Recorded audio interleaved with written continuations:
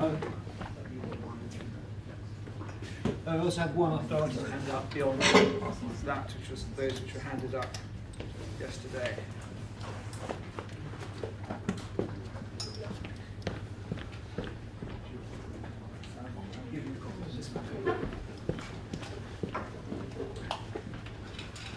What I propose to do, because this was prepared variously on Monday and yesterday, I will modify it while I go through it in light of subsequent events. So starting with the introduction, the council housing blocks, the Chartridge 4 to 5 stories, Chiltern 10 stories, Bradenham 12 stories and Arklow 4 stories comprise a key site in the council's regeneration plans for the Aylesbury estate. The blocks comprise sites 1B and 1C of Phase 1 as set out in the Aylesbury Area Action Plan. They form part of the first development site with Ellison House at 370 Albany Road, which is owned by the Ministry of Justice, which as Crown property cannot form part of the CPO. The redevelopment of Ellison House is integral to the viability of the development of the FDS, and in turn the deliverability of the whole FDS is integral to the viability of the 20-year scheme as a whole. And the point to be taken from that is that the first development site in my submission should not be viewed in isolation as part of the scheme, the overall scheme, and should be considered as such. Moving over the page, the order land includes 497 properties that have previously been let to secure tenants. That's from Ms. Fearon's statement. The order land comprises 566 dwellings. Of these, only 124 are structurally unsound. Those are the 5 to 6 story blocks, although they could have been strengthened, but it's understood that those are the ones that was confirmed or put to Mr. Kirby this morning have been demolished. These comprise the following: 1 to 42 Bradenham, 42 dwellings; 1 to 68 Chartridge, 68 dwellings; and 106 to 119, 14 dwellings. The leaseholders, there were 65 in the order lands in February 2010 when the report to the Executive Committee authorised the making of the CPO. I put the reference there in CD10.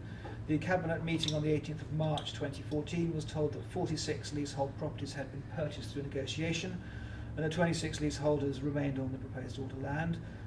There was said to be 22 leasehold interests at the time of drafting the Council's statement of reasons. The reference is there. The Council avers in its statement of case that there remain 21 leasehold tenants. In August 2015, 17 leaseholders remained in occupation on the order land. Mr. Kirby gave evidence on the 13th of August 2015, that's yesterday, that there are now 16 leaseholders on the first development site, 8 resident and 8 non-resident. There are 11 leaseholders who objected to the CPO, and these leaseholders occupy properties in all phases of the scheme. The objections don't just come from the first development site. The objectors' position, the objectors submit that the order should not be approved for the following reasons. And then one, notwithstanding the amended Section 106 agreement, the FDS scheme fails to ensure that social rented housing will be provided on the new Aylesbury estate in accordance with the Area Action Plan. And this is policy BH3 and the issues that were discussed this morning. 2, the FDS scheme is not viable nor is it deliverable. There are significant impediments to its proceeding. 3, there are other arguably more viable options than demolition. Refurbishment was not properly considered when the decision to demolish the estate was taken in principle, in inverted commas, in September 2005, as set out in the evidence yesterday. A refurbishment remains viable and a deliverable alternative today, Professor Rendell's evidence.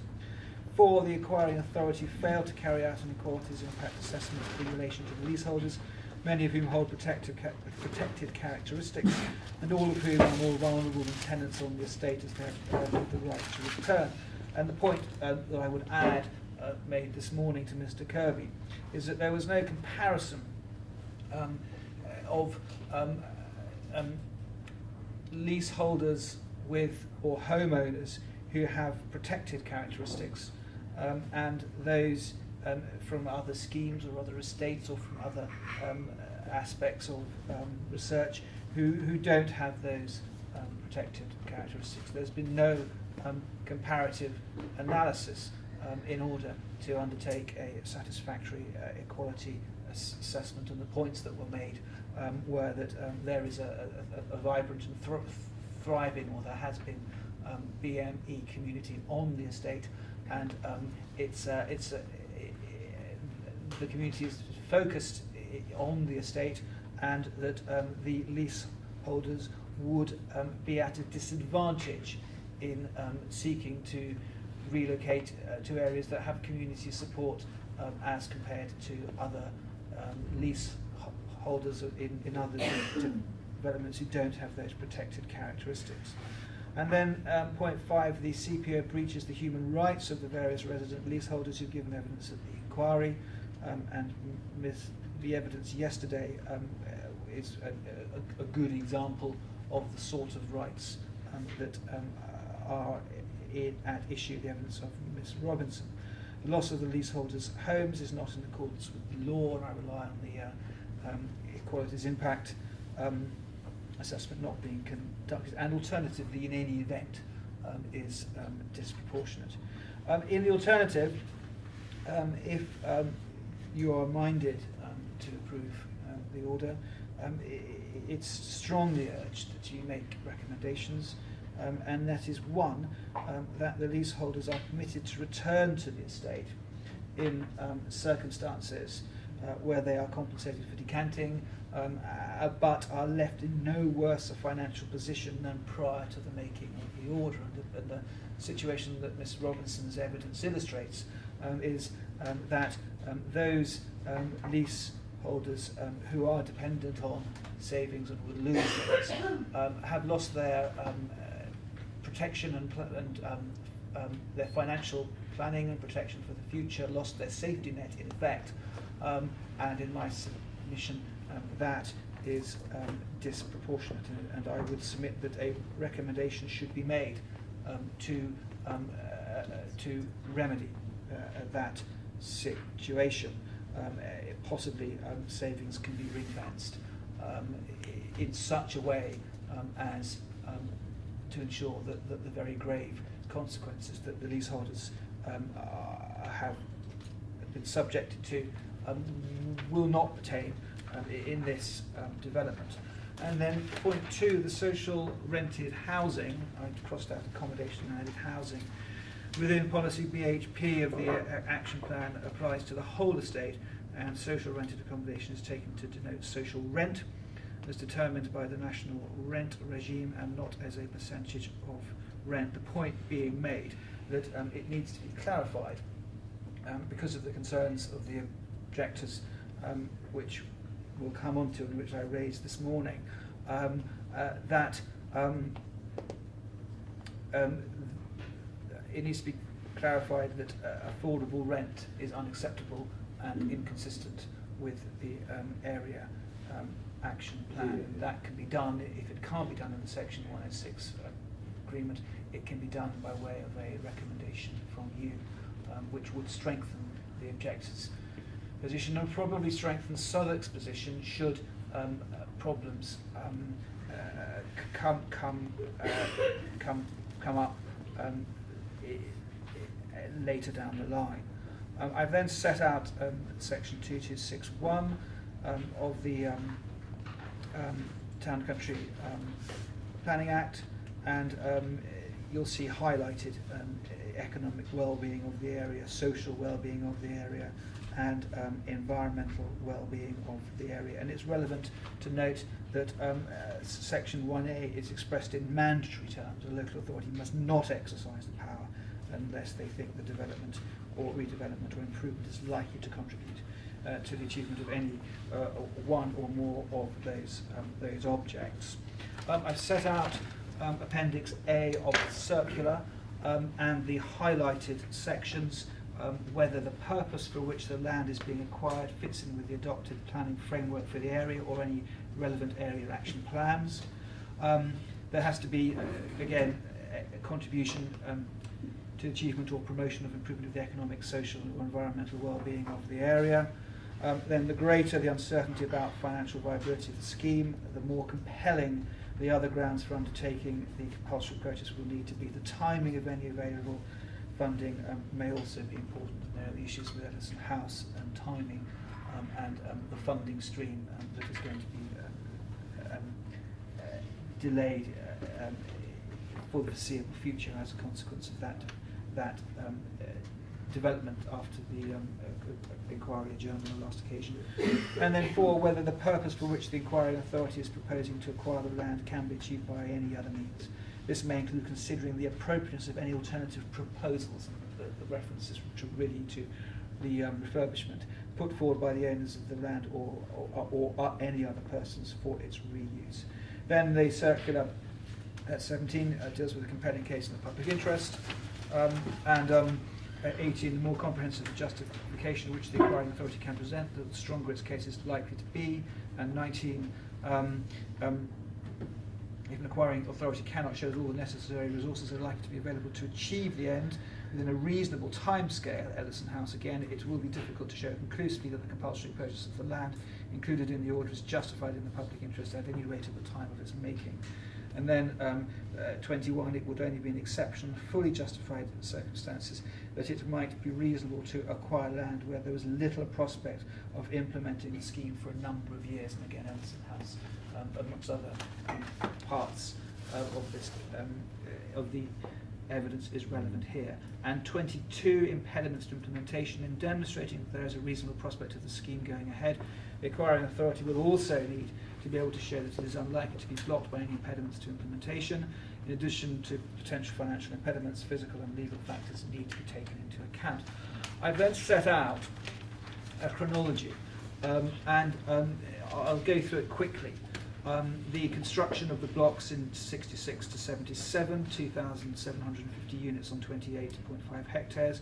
Ms. Robinson moved into the estate on Aylesbury in 1988. The Tony Blair visited the estate as newly elected Prime Minister, and the new Deals for Communities status was awarded in 1999. Then in 2001, the ballot on stock transfer was rejected by 73% of the residents. Then 2002, the council changed its policy to stock retention and refurbishment. The council statement of reason states that refurbishment options were not pursued on value for money feasibility grounds as a result of the complexity and magnitude of the works required. And the point I make is that no reports or contemporaneous documentation to this effect were placed before the relevant decision-making committee. Neither of any such reports been submitted in this inquiry. March 2004, consultation on the refurbishment proposal, starting with refurbishment, results in a 67% response rate, with 90% in favour of refurbishment. And the Appendix 1 to Julie Boss's witness statement that was exhibited at the outset in this inquiry gives the leaflet that confirms the result of the 90% of those on the estate voting in favour of refurbishment, and her recent witness statement, which is the response to the rebuttal that I handed up yesterday, also deals with that aspect of her evidence. Then in November 2004, there was the first Consby report providing cost comparisons for refurbishment, with the demolition of 5 to 6 floor blocks or demolition and rebuilding. And then in 2005, after the residents had all voted in favour of refurbishment and staying on the estate, the purchase was made by the witness who gave evidence yesterday, Ms. Robinson.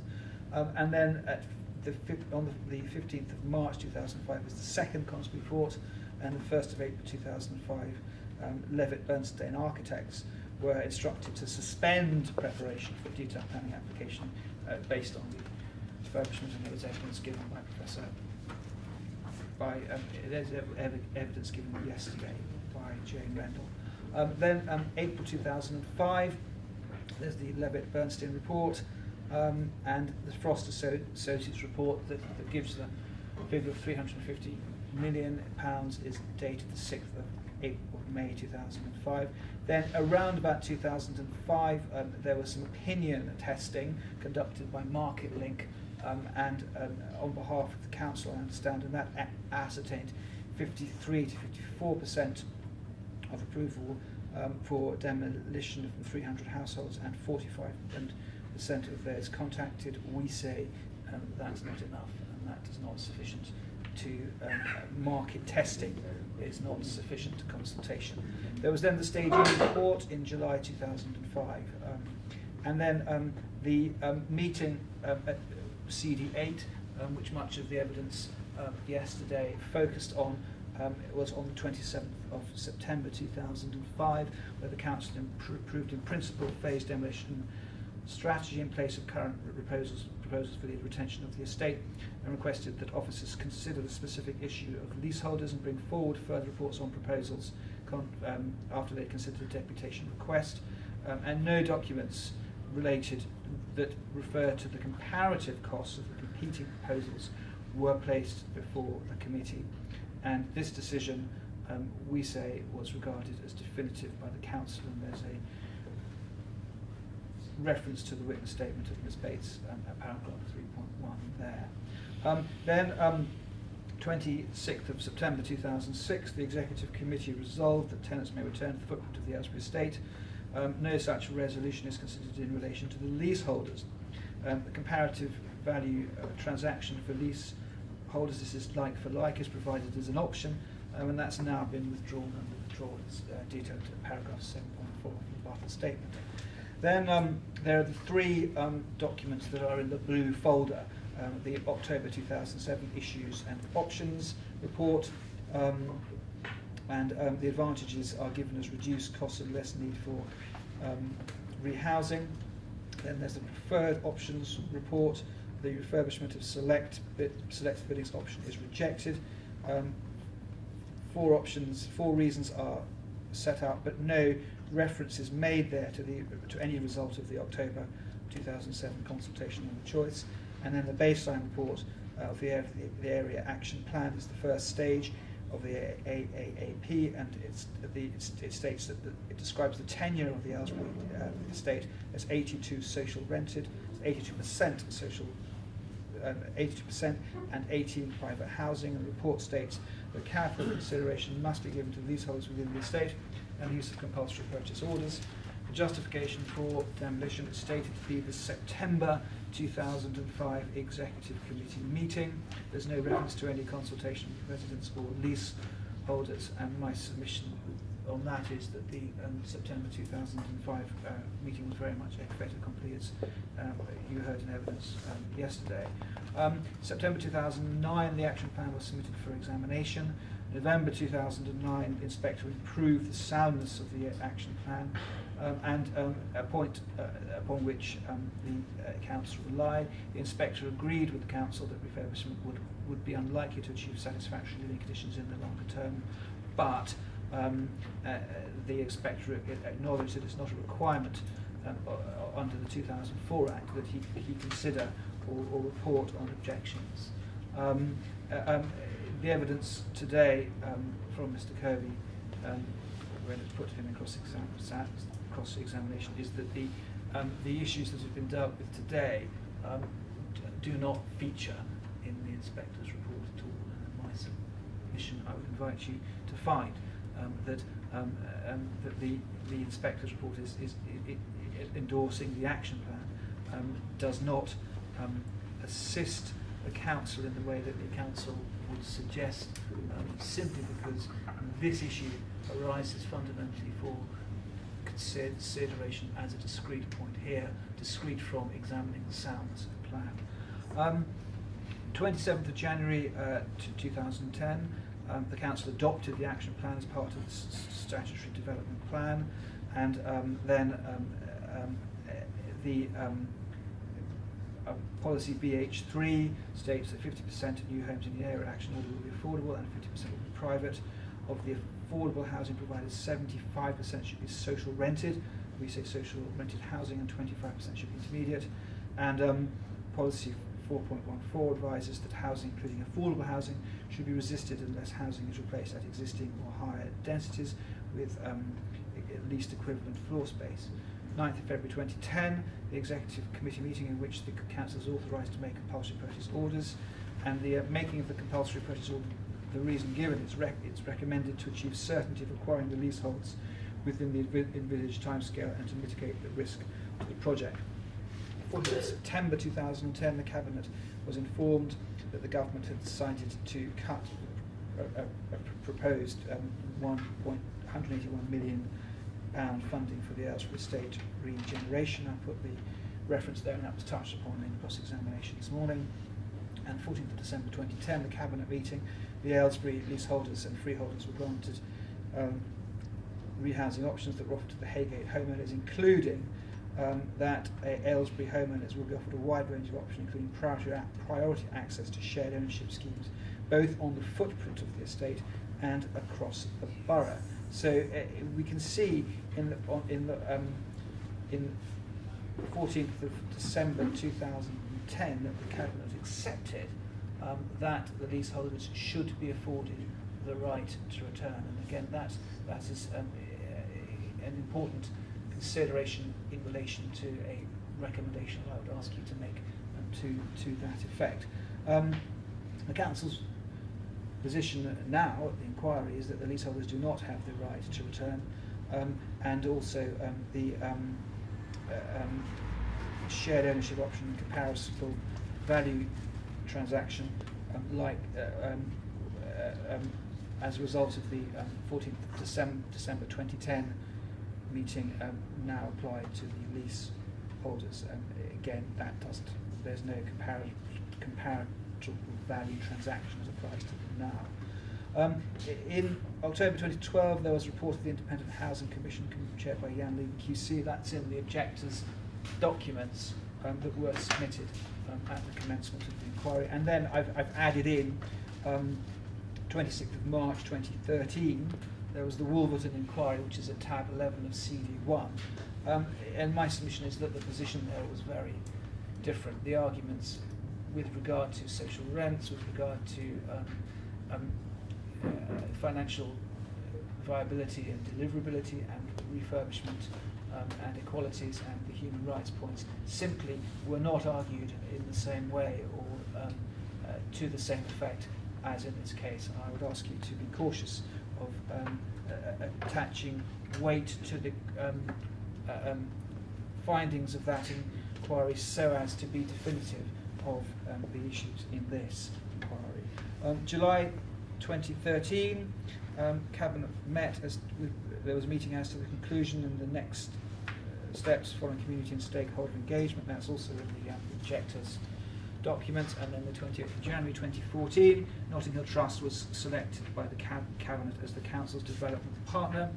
In March 2014, that was the decision of the Cabinet to make the order, reaffirming the earlier decision, because so the decision was remade, and the report states it is clear to achieve this part of the Aylesbury regeneration agreement will have to be reached with the Ministry of Justice for the surrender of the leasehold interest in this property. That's in relation to Ellison House. And the report states negotiations will continue with the leaseholders, but without a compulsory purchase order, it is unlikely that all these interests can be acquired. Indeed, some of the leaseholders have stated they will remain until an order is made. Making of a compulsory purchase order is therefore essential in order to enable this phase of the regeneration to proceed. Again, that's the justification for the order that's advanced, or part of it.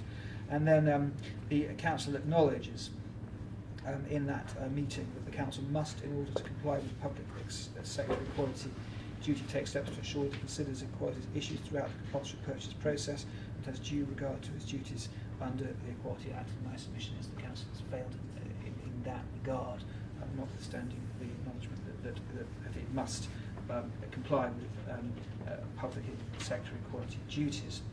Then on the 18th of March 2014, the Cabinet meeting approved provision of shared equity, and there's a minimum 50% stake, and in my submission that is part of the problem that has been caused to the leaseholders. Then at 20th of April 2014, there's the Development Partnership Agreement, which is redacted, and we say it didn't secure social rented housing in accordance with the action plan. Then 23rd of June 2014, prior to the resolution of the Cabinet, the compulsory police order was made. 7th of July 2014, the order and statement of reasons was submitted to the Secretary of State for confirmation, and in September 2014, the Secretary of State gave notice to hold an inquiry. The planning application was submitted in October 2014. In February 2015, 24-hour security guards were installed on the estate, and in April 2015, the 23rd of April, planning permission was granted for the first development site and outline planning permission for the remainder of the site. The inquiry took place in April and May, 3 days, and on the 5th of August, Section 106 agreement reports to secure social rented housing for the Orderland, but at that point not for the remainder of the scheme. And then on the 8th of October 2015, the agreement was amended to include social rented housing provision for the whole scheme. The amendment agreement hasn't been seen, but we've seen the proposed amendments and accept that that's what it now says, and then the inquiry resumed. I've referred to the planning framework, NPPF 173, sustainable development must be viable and deliverable. The London Plan, policy 3.14, loss of housing, including affordable housing, should be resisted unless housing is replaced at existing or higher densities with least equivalent floor space. And then 3.1, existing housing should be retained where possible to address London's housing needs and sustain its neighbourhoods. I'm reading this sort of out of turn, except where there are acceptable plans for its replacement. We say there aren't.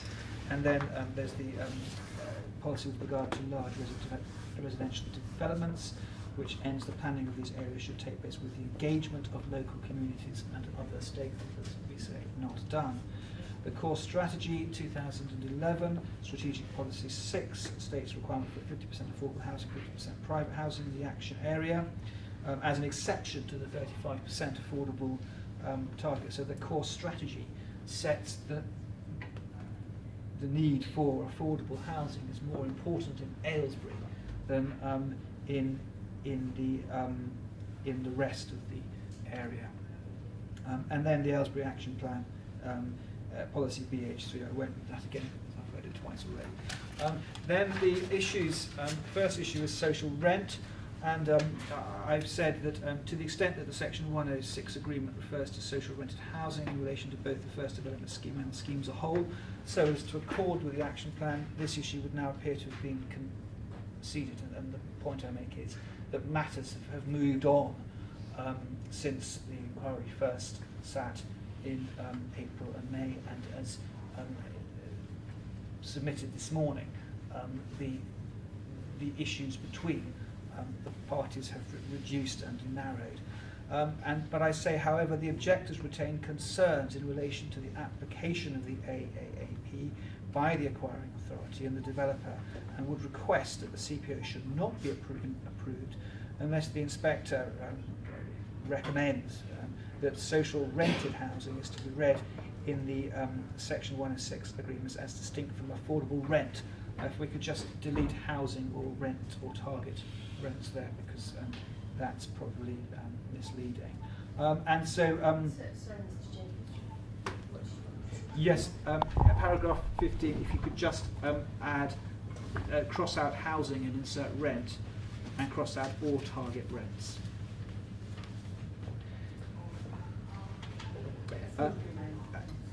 Yes. So social housing is to be read in the Section 106 agreement as distinct from affordable rent. And then paragraph 16, the point I make is that there are target rents for both affordable rent and social. So it's a confusing term. Paragraph 16, the relevant local plan is the area action plan, and I've set out policy BH3, which I won't read out. And then in the event an inspector is minded to prove the order, we would seek that recommendation that I've set out, that social rent is to be denoted as the rent determined by the national rent regime and not a percentage of market rent. It needs to be distinguished, as I've said, from affordable rent. The objectors are anxious to prevent a repeat of the Bermondsey to Spa development, in which the same developer, Notting Hill Trust, failed to enforce the Section 108 agreement, and Southwark Council failed to challenge the conduct of the developer in the courts. There was cross-examination by Mr. Novakovic of Rosemary Houseman and Ellison Squires on this issue, and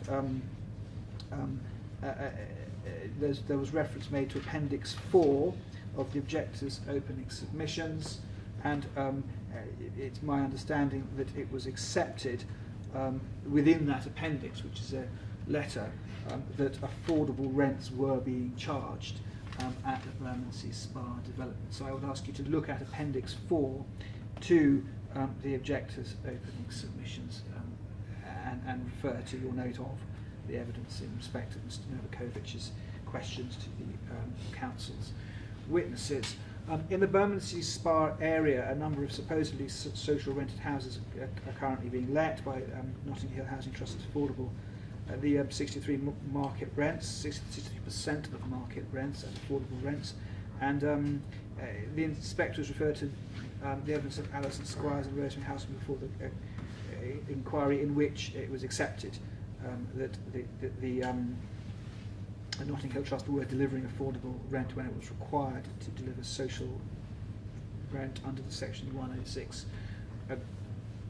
agreement. I obviously wasn't there when that evidence was given, but you'll have your notes and your recollections. The witnesses for the council further stated that this issue was subject to a dispute between Southwark Council and Notting Hill Trust. Southwark Council has confirmed since the agenda of the inquiry that it has taken no action against the Notting Hill Housing Trust in respect of the developer's failure to charge social figures, and I refer you to the council's updated statement of paragraph 4.4, social rents, I hope you said. And then the concerns of the objectors are increased by the current position with regard to Bermondsey Spa, and have set out the explanatory notes submitted to the inquiry, where the council say that the intention of this Section 106 agreement was to secure social rented units, and if its interpretation is correct and delivery has not been in accordance with the obligation, then they would seek to address that as breach of planning control in the ordinary way, and then in the second explanatory note, if there's any difference between what was originally sought in the Section 106 agreement and what has been delivered on site, steps will be taken to rectify the position, whether through agreement or through enforcement, but those steps were not taken. And I accept, of course, that Mr. Kirby wasn't able to say why, because legal advice was taken, but the concern of the objectors is that Notting Hill Housing Trust ardently support affordable rent, and the fact that Southwark Council has failed to prevent the social rents that have been guaranteed in the Section 106 agreement in another development from creeping up towards the affordable rent levels is a cause for concern that does require a recommendation. And then we say at paragraph 23, in the circumstances, the new wording of the Section 106 agreement does not ensure that Notting Hill Housing Trust will abide by the area action plan, or that Southwark Council will take any steps to enforce Notting Hill Housing Trust's failure to do so. Then the council's position, as set out in the statement of case, the development will comprise 815 homes, of which 255 will be target, and 92 intermediate is not acceptable to the objectors. That's probably changed now because the Section 106 agreement deals with social rented accommodation housing. And any attempt to reintroduce the affordable rent would breach the requirement of Section 2261, because the CPO would fail to promote the social well-being of the area and would fail to promote the economic well-being of the area. And as demonstrated by the statement that was given by Laura Fight at the conclusion of yesterday's hearing, the objectors avert that local people are very concerned that the replacement social that the social rented housing on the new Aylesbury estate will end up being affordable up to 80% of the market rent level. And Mrs. Fudge's concern that she expressed was that the higher rents charged by housing associations prevent people from coming off benefits. You will recall what she said about being stuck in a trap which no one wants as a position to be in. Then in October 2014, the social it was £97 a week that was the average social that was the social rent, and the affordable rent at 80% of that market rent was £239 for a one-bedroom flat in Woolworth, and there was the table that was produced in the objectors' core documents at the outset of the inquiry. And then at tab 11, the figures show that the social rents figure remains at 97, but under £97, and that the 80% of the market rent level is now set at £267 per week in SE 17 and 306 in Southwark in general. And the acquiring authority's latest affordable rent study shows that even at just 50% of the market rent, the minimum income required to be able to afford rent on the new Aylesbury estate would be, and there are those figures in the yellow band that I referred Mr. Kirby to, 34,000 for one bedroom, 40 for two, and 52 for three, 70 for four. The acquiring authority's latest key housing data, now I accept this is a 2008 figure, but it's the most current figure that is available, is that the median income of council tenants is just 9,100. In my submission, it's unrealistic to expect it's gone up to £30,000 since 2008, as Mr. Kirby speculated. Any attempt to introduce the affordable rent will result in a dispersal of the community as described in the evidence of Loretta Lees. And you will have seen there were the diagrams that Professor Lees produced, which show studies of the dispersal. And the submission I would make with regard to that is that property prices in London have increased to such an extent that the dispersed leaseholders on the estate will simply not be able to live in central London and will not be able to live in London. And I would submit that is incompatible with the aims and objectives of the Localism Act, for example. Effectively, what the scheme amounts to is gentrification of the estate, driving out its community in favour of private investment. And in my submission, while that makes very good financial sense for the council and for the housing trust, it will entail the breakup of the community in a way that is not envisaged by the Area Action Plan. In July 2013, Southwark's Cabinet concluded that restated the Council's commitments to council housing as a community asset for the long-term benefit of the Southwark residents. That this restatement followed a community engagement in which high level of Southwark residents responded, which was undertaken in response to the findings of Jan Luber's Independent Housing Commission, and the report to the Cabinet, which is in the objectors' core documents, stated the Commission's report acknowledges the strategic importance of council housing in Southwark, noting council housing is self-evidently strategically important for Southwark. It provides homes for a third of the borough's residents. Rented homes connects to health, education, employment, and shapes the physical landscape. So the provision of low rent in Southwark is an integral part to the maintenance of the community of that area and of the integrity of the area itself. And the submission is that driving the community out to enable financial investment to come in is going to permanently change the fabric and the character of the community. I've stated relying on the HCA framework for social housing, which is in the objectors core documents, that social rented housing are the rent levels are determined on the basis of a combination of local property values and local wages, 30% based on relative property value compared to the national average, and 70% based on relative local earnings compared to that average. And the policy behind social rented housing is that because it's linked primarily to local income, it enables people on low incomes to remain living in areas which have become property market hotspots without being forced into the poverty trap by dependency on housing benefit as a result of soaring market rents.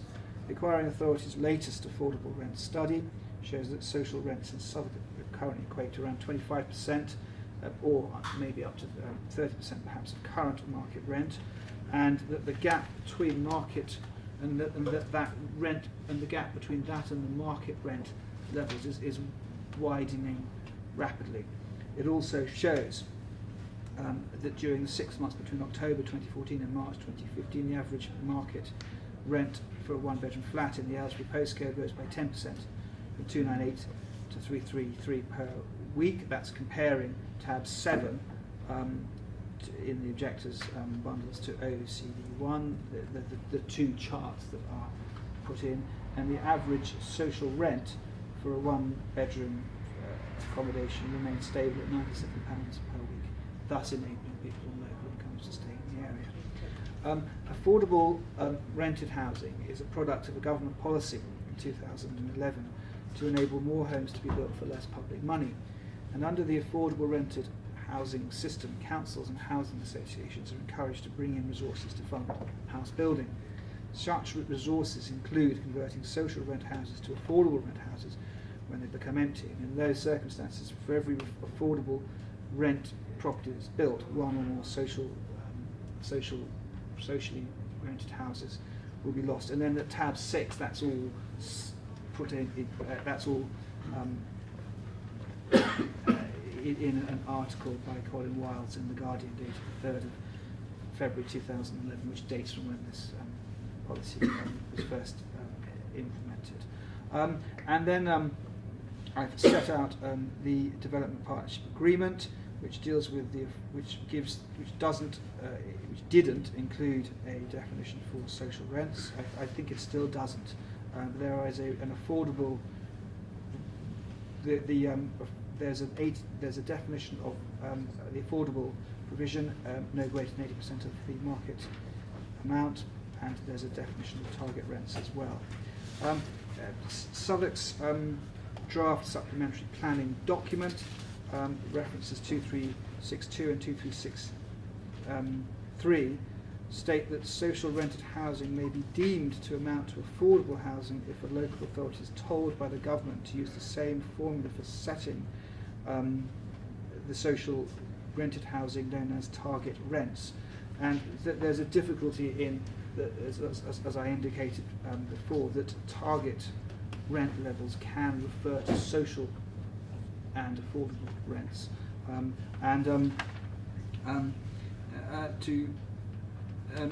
The term social rented housing in the Area Action Plan now incorporated into Section 106 agreement is different from the target rent, which the Notting Hill Housing Trust seek to charge the redeveloped Aylesbury estate. The objectors are concerned there's an element of creep away from the social rent levels and towards the affordable rent has already commenced. And on 27th of September 2015, Notting Hill Housing Trust replied to an information request that had been submitted by the 35% campaign, and the Housing Trust provided details of prospective rent levels in the form of a table. And in my submission, notwithstanding the protestations of Mr. Kirby, this shows in my submission, because it was submitted to the 35% campaign, because it's September 2015, this shows an intention of Notting Hill Housing Trust to charge rents that are not in accordance with the social rented housing scheme. And in my submission, what we see here is the first evidence of an intention by Notting Hill Housing Trust to act in exactly the same way as it acted in the Bermondsey estate and regeneration. And it's that is the fundamental concern of the objectors on the social rent issue.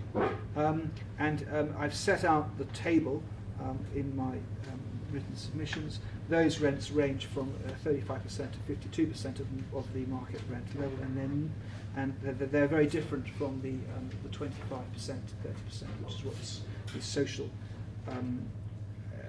amount is set at in Southwark, the social rent amount.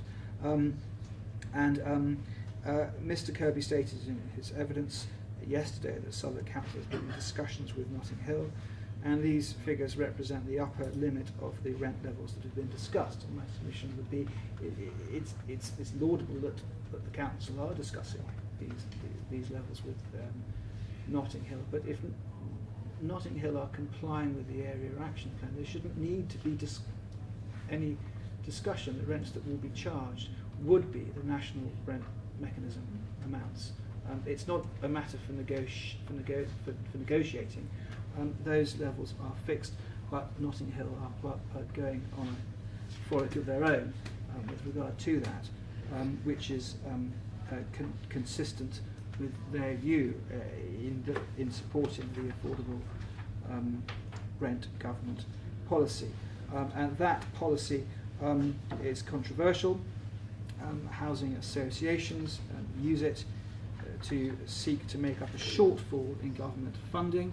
It's been reported in the press, and there's another article strongly critical of housing associations using the affordable rent policy to convert social rented housing into affordable rent levels and be able to charge 80% of market rent.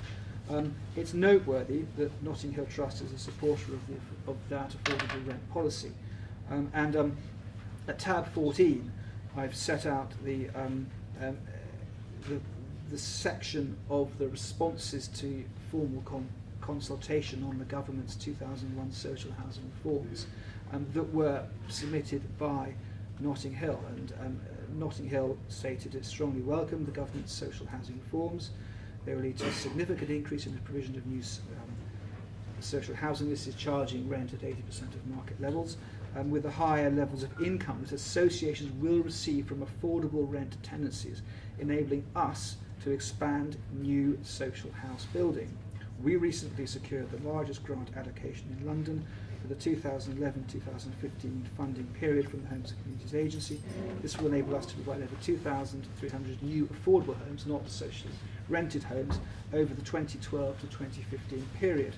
Taking account of other homes already in the pipeline, this has enabled us to increase our current development programme to over 4,700 homes over the next 4 years, setting us well on the way to achieving our corporate strategy aim of growth for 35,000 homes over the next 5 years.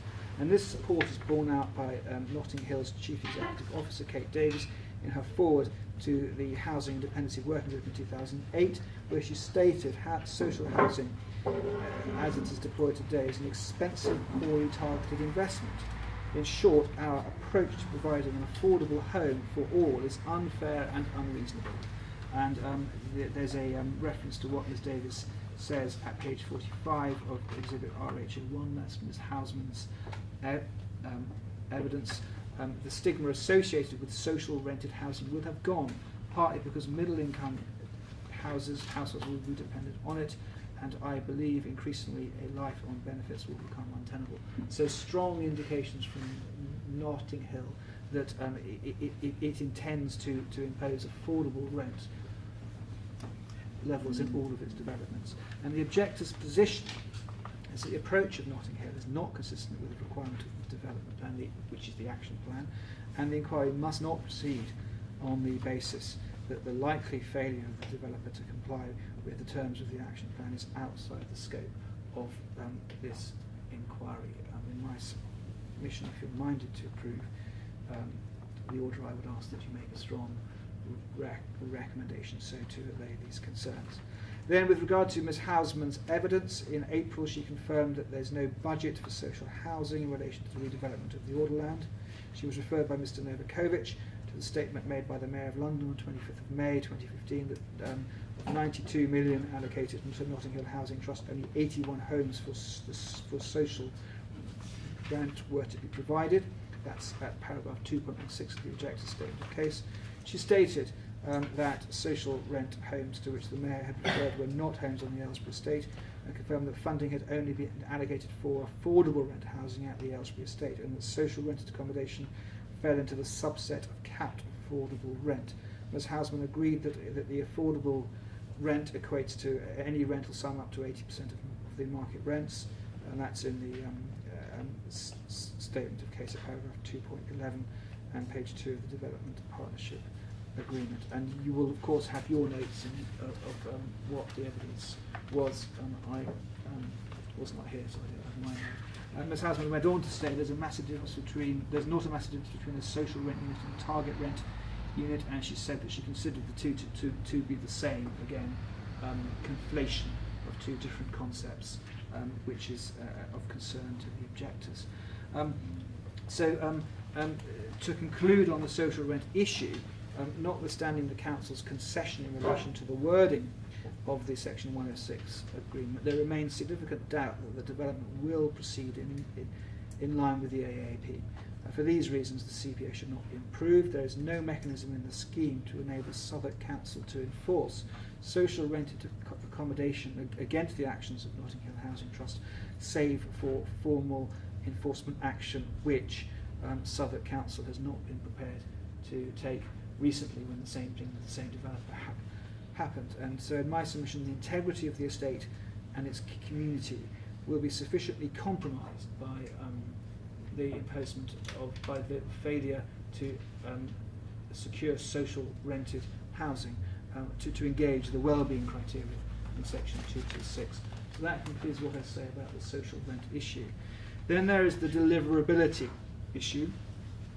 The viability of the remaining phases of the development are relevant to the issues before the Inspector, because if the individual phases are not capable of being delivered, the scheme as a whole will fail to accord with the action plan. And approval of the CPO will run contrary to the guidance in the circular. And it's also relevant to note that the regeneration scheme will take 15 years. I think 2034 was the date that was being put forward. And so in my submission, the first development site is part of a wider scheme, and if the wider scheme is not viable, then there cannot be a compelling public need or compelling public interest in improving the compulsory purchase order, or there being a compulsory purchase order in respect to the first development site. The Council statement of case states at paragraph 8.8 that funding for the redevelopment of the Orderland is in place, and Rosemary Houseman said the same in her witness statement. And paragraph 8.11 of the statement of case states that Notting Hill has been allocated in excess of £59 million grant funding in the 2015-2018 GLA affordable housing programme. Some of this funding will contribute to the capital costs of providing new homes on the Orderland. And however, it's relevant to note in my submission, for various reasons which I'll set out, the whole of the project is now no longer deliverable, or it's uncertain that it can be in relation to events which have post-dated the April and May hearings. And the first point is that GLA funding, I say, is excluded, and Mr. Cody said that's not relevant, that doesn't matter, and it will go ahead regardless. But in my so I do submit that is a very relevant consideration. Tab 23 comprises GLA's response, dated 11th of November, to a request made on March 2015 by the objectors. GLA confirms there is no signed funding agreement between the GLA and Notting Hill for the redevelopment of the Aylesbury scheme. And Mr. Kirby was re-examined on that point, and he clarified his position. I would ask you to draw attention to his response when I asked him, when he agreed that there is no signed funding agreement between GLA Notting Hill. And then there are the paragraphs 43 and 48. 43 deals with capped rent. Affordable homes to rent at capped rent are an affordable rent product intended to provide sub-market rent homes for households in greatest housing need. Rents will be no more than 50% of local market rents, inclusive of service charge. So a capped rent, for the purposes of GLA funding, is no more than 50% of the local market rent. But paragraph 88, GLA will not consider funding for schemes where rents, either for affordable rent or shared ownership, have been artificially capped through the planning permission or associated documents. And the Section 106 agreement is an associated document to the planning permission. And my submission in complying with the action plan, the Section 106 agreement caps the rent in a way that is not part of the affordable rent regime or policy. And that capping, for the purposes of paragraph 88 of the GLA funding prospectus, in my submission, amounts to artificial capping through the planning permission or associated documents. It is not in accordance with the affordable rent programme, the affordable rent policy, affordable rent scheme.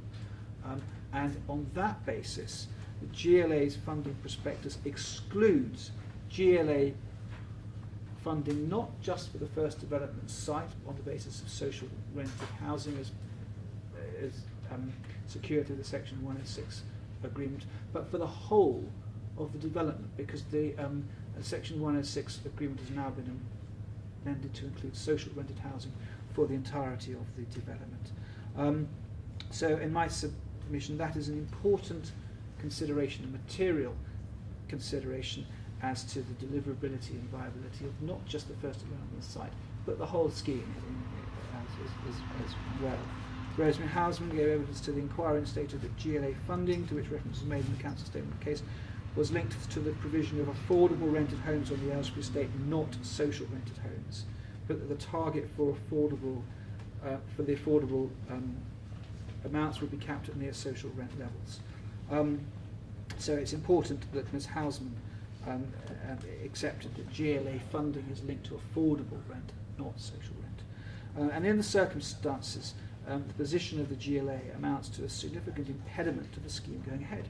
Neither Notting Hill or Housing Trust or the inquiring authority are able to demonstrate that the scheme is viable and deliverable, where compliance with the area action plan will result in withholding of GLA funding. So in effect, the Section 106 agreement, as I say, is artificially capped for the purposes of the funding prospectus.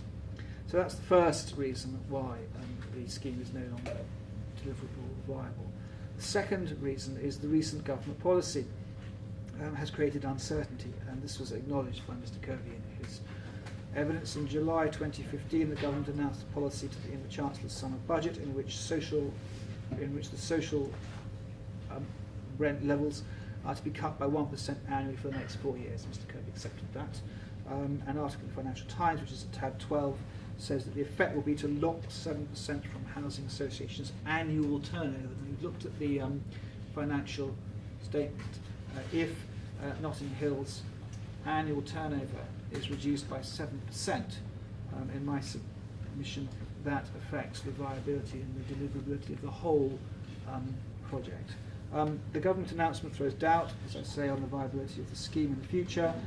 It was accepted in evidence in the inquiry. The developer has not secured funding for social rent units. The only funding that's been secured is in relation to affordable rent units, which are no longer in place because of the Section 106 agreement. And if the if the scheme is a social rented scheme and not an affordable rented scheme, it may become undeliverable, because if Notting Hill were proceeding on the basis that they would be able to charge up to 80% of market rent levels, and now they have to charge social rent that are going to be cut 1% annually for the next 4 years. That changes the deliverability of the scheme significantly. And Mr. Kirby, I say, acknowledged during his evidence today, read yesterday, that there have been some changes to government policy, and it's unknown how this legislation is going to impact housing associations. He claimed the changes hadn't been implemented yet, and that the bill was still being consulted, but in any case the changes in policy are not relevant to the first development site, for which there is a contractual obligation in the DPA for Notting Hill to complete. Well, the third point at which the project's deliverability and viability is now in question is the the assertion made on behalf of the acquiring authority that the Housing Trust has already secured funding for the first development site. That doesn't delay. That doesn't allay the deliverability concerns, and Notting Hill's record surplus, which we've seen in document, I think it's RS2, rebuttal statement 2, must be considered in the context of the Trust's 2014 to 2014 financial statements, which is at RS1, page 20 of which states the Standard & Poor's revises outlook on NHG to negative, and page 21 confirms that there's a borrowing of 1.2 billion, and 466 million of that, nearly half of it, must be repaid in the next 10 to 20 years. So in my submission, there's enormous pressure on Notting Hill Trust, which may no longer be sustainable in relation to the government changes. With regard, I'm sorry, it's 21. Yes, if you could cross out 2. Paragraph 55. It's relevant to note that the DPA contains a break clause at paragraph 4.8.6, which enables either party to terminate the agreement if a plot is found not to be viable. This clause does not relate to the first development site. See paragraph 3.2 on page 1 through 2 of the DPA, but would enable withdrawal from the remaining phases. There is no clause in the the Notting Hill Trust can withdraw using the break clause from the remaining phases. There is no clause in the DPA which imposes a penalty on Notting Hill for defaulting on the agreement to develop the first development site. Under the section default, in paragraph 13.1, I took Mr. Kirby to this, it states that Notting Hill would have to pay the council the total amount of development costs incurred by or on behalf of the council in carrying out and completing the development works on any plot where the developers commence development works, if Notting Hill were to default on the agreement. But Notting Hill hasn't commenced any development works yet, so it would be able at this stage to terminate without penalty. So then there's the right to buy, which is the fourth impediment, and further concerns relating to the deliverability relate to the government's manifesto pledge to extend the right to buy to housing association tenants now to be implemented as government policy, and this policy removes the certainty of future rental incomes, which was part of what was going to fund the scheme. And there's an article in the Financial Times, a recent article at tab 20 of the objectors' statement. And obviously the long date for completion of the project, phase 4 by 2034, is another factor to consider with regard to whether the project is deliverable because of what is said about if there are many years of delays. Then perhaps, and most importantly, there's the Ellison House position as the fifth impediment to the deliverability of the scheme. And I say that the position in relation to Ellison House has placed the deliverability of the first development scheme into doubt. The Council's updated case summary confirms it's been unable to secure vacant possession of Ellison House from the Ministry of Justice. And what's relevant is that there's nothing in the Development Partnership Agreement, or the Aylesbury Area Action Plan, or the Outline Master Plan, which provides for the re-provision of Ellison House. There was nothing in those documents to ensure that Ellison House, or the facility at Ellison House, would be transferred elsewhere. And that's why the evidence of Mr. Kirby is, in my submission, quite worrying, because He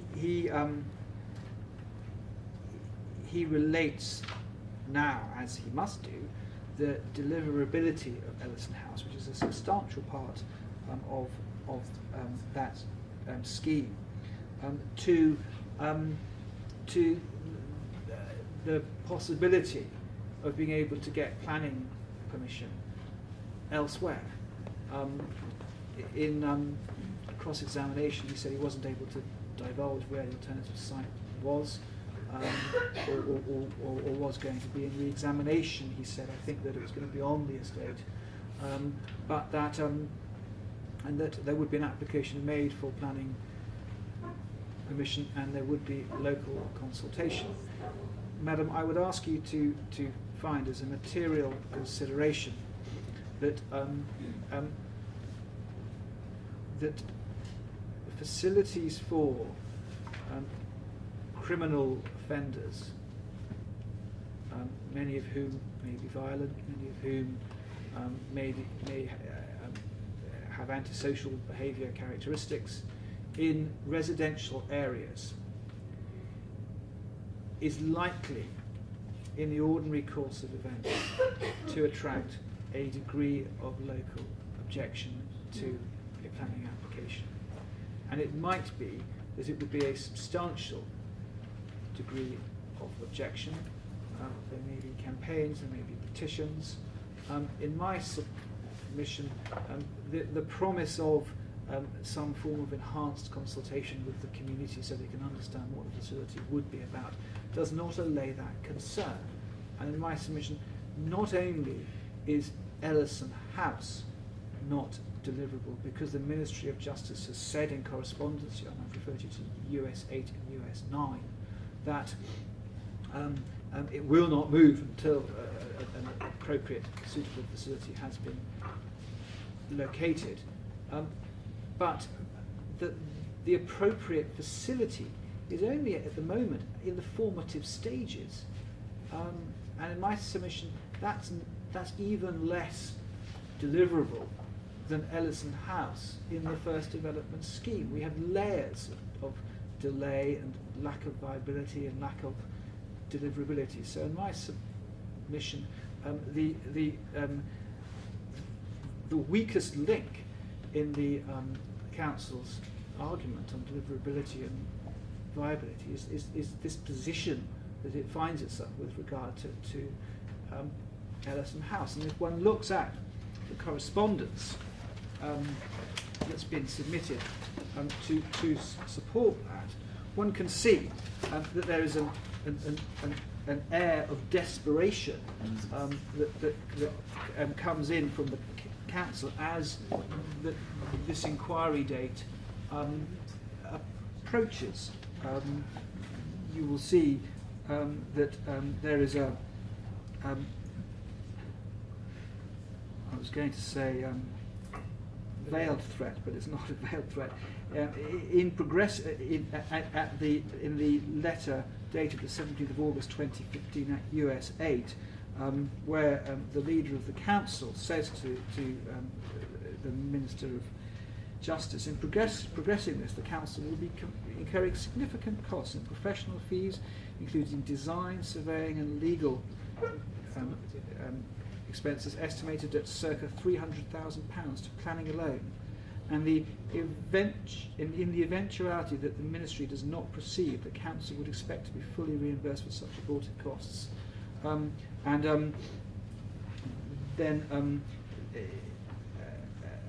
it goes on to say, if it is confirmed that reprovision is not a requirement, the Council would be prepared to renew its financial offer for surrender of the existing lease. And it was on that basis that planning permission was granted, the lease which was going to be surrendered, and vacation of the site by 31st of July 2016. I would be grateful if you could confirm your commitment to ensure an agreement for surrender of the existing facilities, including a commitment for the reprovision of the facilities, if required, because that was never part of the plan, be put in place by September 2015. And the response is at US 9. What is said at paragraph 4 of the letter of the 16th of September 2015 15. There can be no guarantee that the alternative site will meet the Ministry of Justice operational requirements, and therefore remaining in Ellison House must remain the baseline. They're not going anywhere in my submission.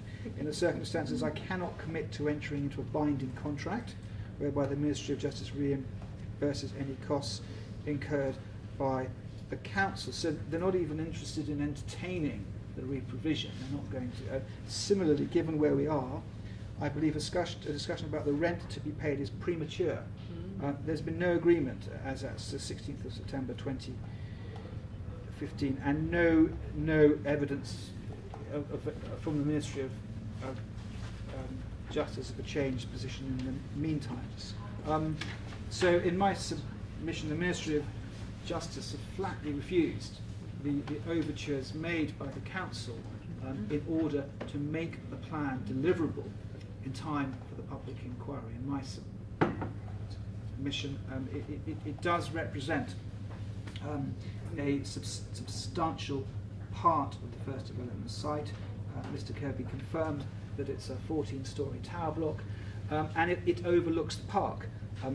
When it was put to him that might make it a higher value site, more than because it overlooks the park, he didn't agree. But if I could refer you to page 15 of the Equality Impact Assessment, there is a reference to higher value sites, and then in brackets, e.g. overlooking the park. So in my submission, this is a significant, a substantial, and a high value part of the development which is not deliverable. And in my submission, the compulsory purchase order must fail on this ground alone. It simply isn't viable, deliverable now. So then I submit that the acquiring authority's inability to secure vacant possession amounts to substantial impediment. There's no planning permission to develop any alternative site, I've referred you to ODPM 0604, no impediments to the scheme going ahead within a reasonable time period. And in my submission, there are clearly impediments to the scheme going ahead within a reasonable time period because of the impasse, which shows no sign of resolution, and there's no evidence from the Ministry of Justice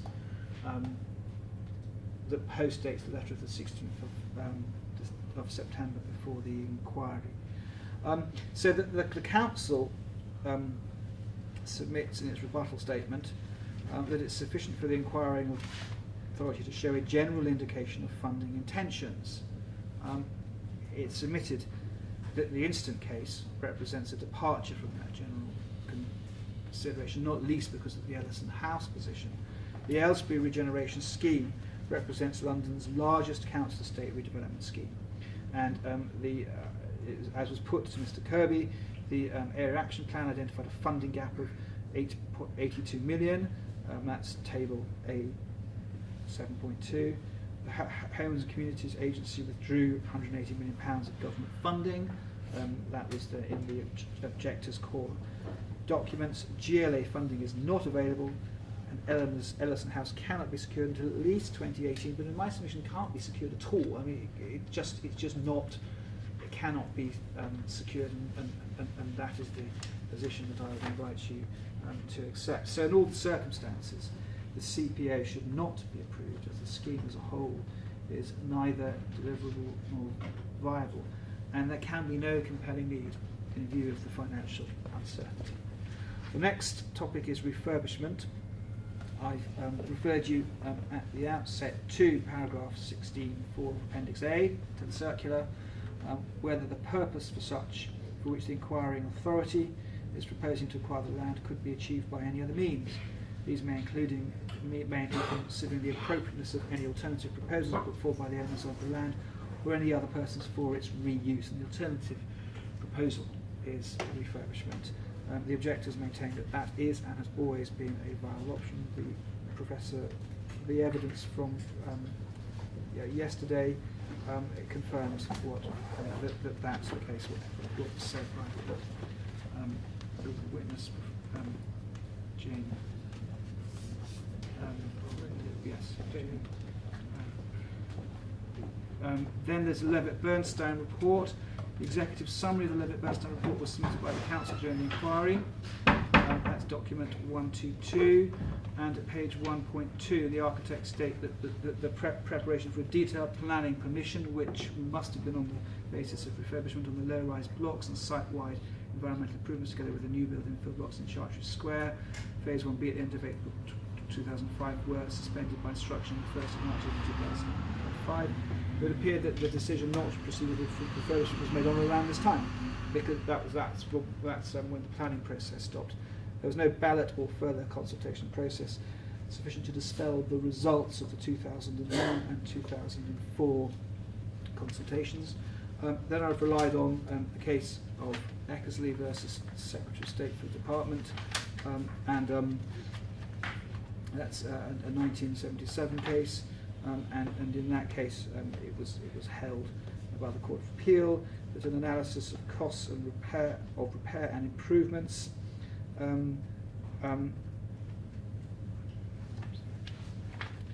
yes, it was held in that case that costs was one of the factors relevant to a decision as to whether demolition, rebuilding, or repair and reconditioning was the most satisfactory method of dealing with the conditions in the area. So the question of the cost is essential.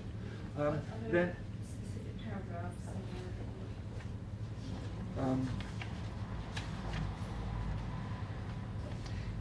Yes, if you look at page 9, the last two paragraphs, two interpretations were suggested. Mr. Keane submits that the inspector was expressing an opinion and giving a decision that the questions of comparative costs were irrelevant. And then we agree with Phillips J that the inspector was expressing a view that those matters were irrelevant. What had effectively happened was the inspector had said that the cost considerations were not relevant, and the Court of Appeal said they always will be when you're looking at refurbishment, or demolition. So it's submitted that the Council's decision to demolish the Aylesbury estate in its totality was flawed. There's evidence that Southwark Council made the decision without consulting any professional experts. Yesterday's evidence dealt with that. The Executive Committee repeating the report at CD 8. You'll see it says background evidence none. No background papers, I ought to say, were submitted, and there's a requirement at section 100D of the Local Government Act 1972 for all papers to be available for inspection in such matters. So in my submission it's a material flawed process and flawed decision. The inadequacy of analysis before the Executive Committee. Section 3 of the Executive Committee meeting report sets out refurbishment costs without reference to any professional report. There are no costings for the redevelopment in section 3 nor elsewhere in the report. The objectors rely on the evidence of the witness evidence yesterday, who confirmed in her evidence that the adjourned inquiry that the Council's reliance on the page 613A is misplaced. The one-page cash flow report at Appendix C cannot reasonably be said to constitute sufficient evidence for comparing figures on redevelopment. In light of the substantial research, designs, costings, refurbishment and redevelopment options, and it was said that there's nothing in the text of the Executive Committee report which renders Annex A intelligible. The only information contained in Annex C are figures for estimated land value, income from development, leaseholders, CPO and tenants decant. There's no figure importantly given for construction. These are just the Council's figures for their own costs, which Mr. Kirby confirmed. There are figures in red for delivery team fees and master plan, but these are meaningless without any other information. The master plan referred to is not attached. There are no designs or details concerning construction. There is no code given to allow the reader to decipher the abbreviated terms, so it's not possible to understand the costs to which the figures refer. This one-page cash flow is the only information to which the Executive was provided in a meeting 27th of September 2005. It could not have been sufficient to enable the Executive Committee to decide on the merits and demerits of the refurbishment and or development of the Aylesbury estate. Page 613A is in no way comparable to the costings given in the 71-page report of Frost Associates, which was submitted yesterday, the 20-page report of BT CPW, as well as the design package up to stage E, which is the huge document that was that were visible yesterday. The council relies on the summary at pages 535 to 537 of CD8 to rebut the objector's argument that the executive committee was provided with inadequate information. The response was that while the executive committee, our response to that was given in relation,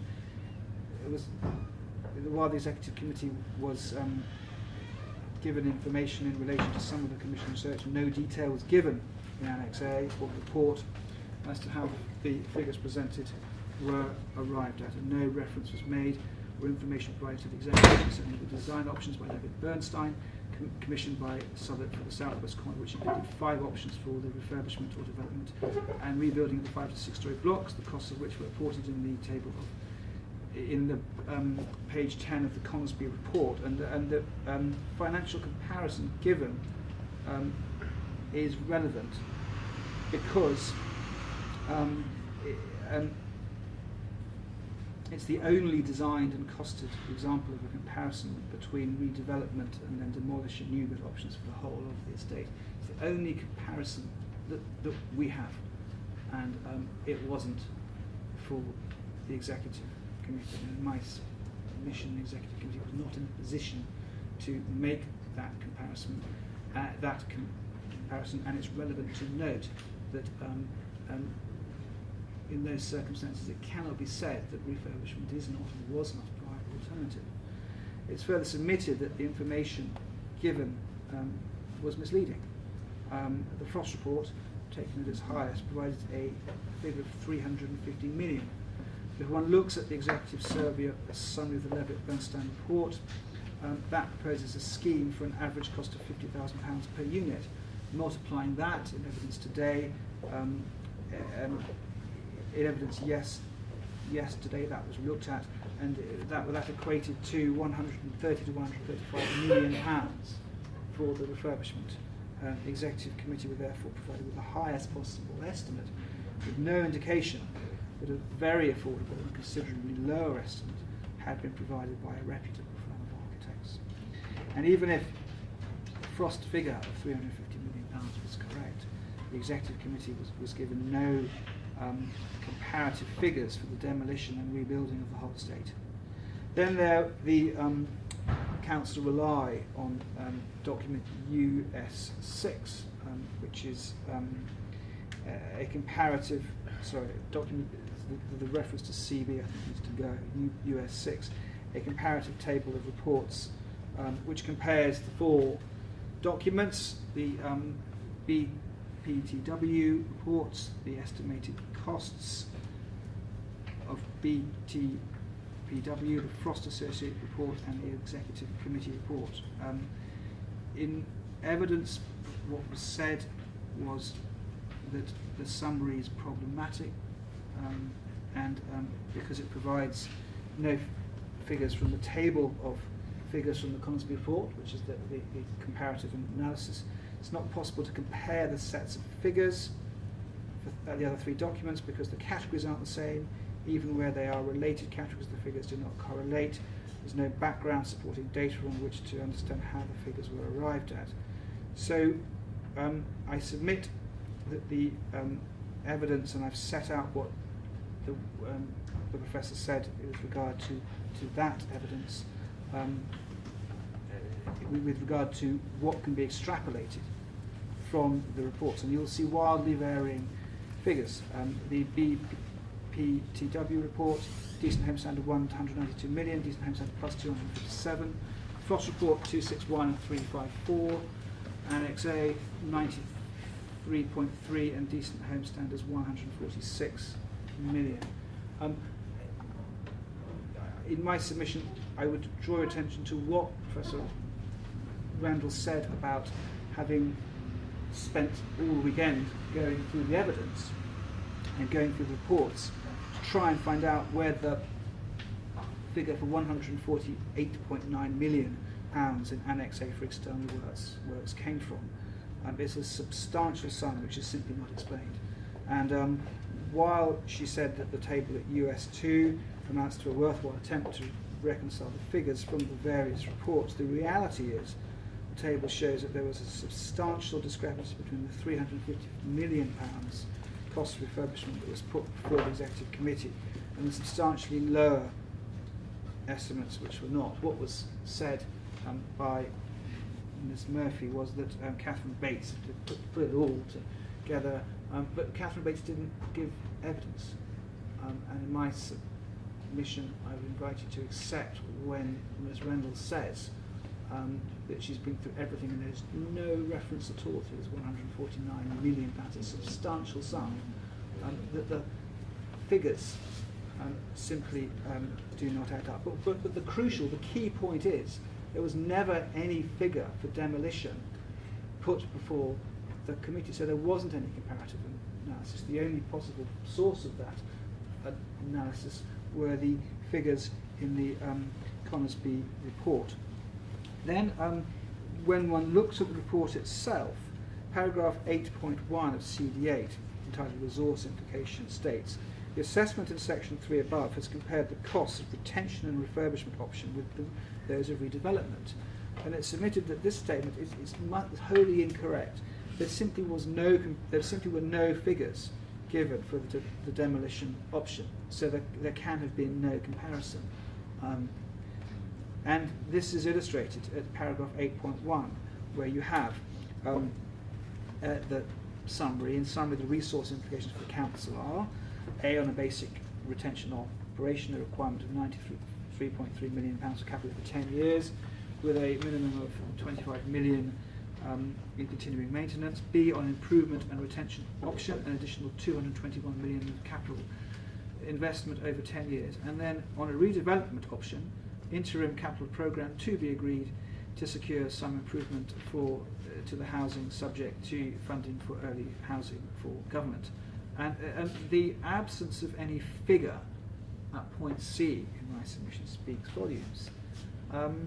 No figures are set out. The key comparison summary sets out the capital costs of one course of action, but does not do so for the other. It's relevant that that there was a requirement for full and financial assessments. This is at paragraph 6, page 611 of the core bundle, again CD8, and resource implications of the decision by the end of the year. Nothing's been disclosed. That information simply wasn't ever produced, and so there's no evidence that those assessments were put before the council at any stage. And what was said yesterday about the 2005 decision being a fait accompli in my submission rings true.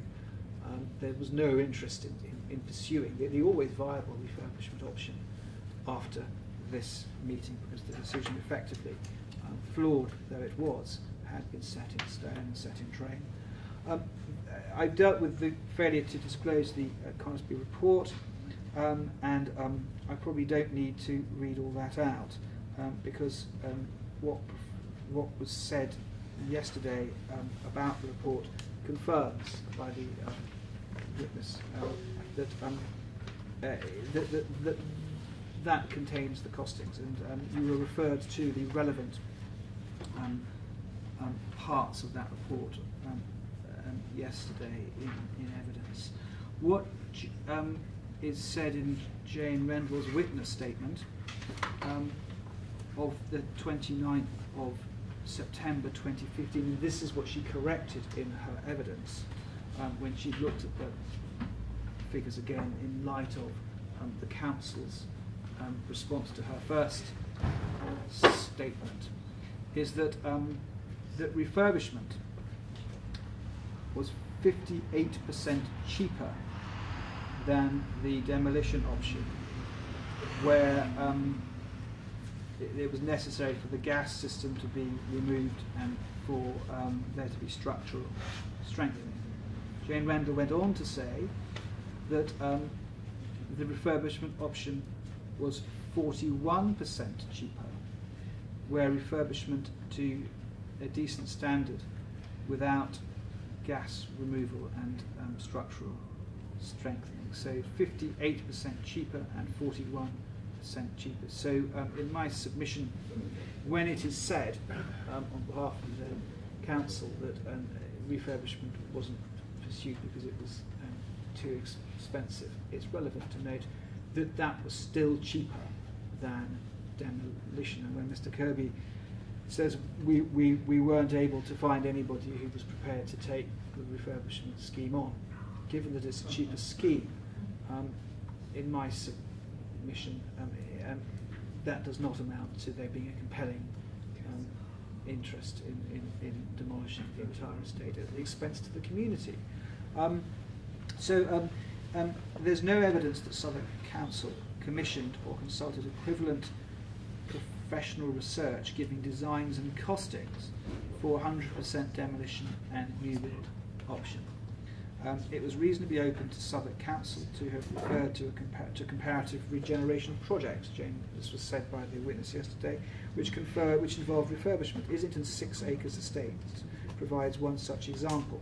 In that case, a 6-storey block was demolished for structural reasons, but the 4 and 12-storey blocks were refurbished, and new flats built for sale provided income to fund the refurbishment.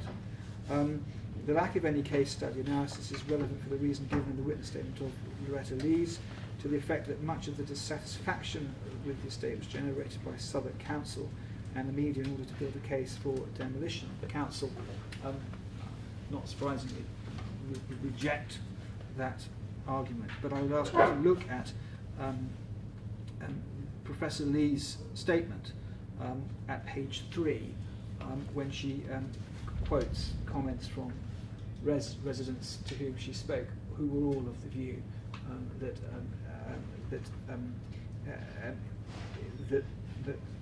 Southwark had no interest in maintaining the estate.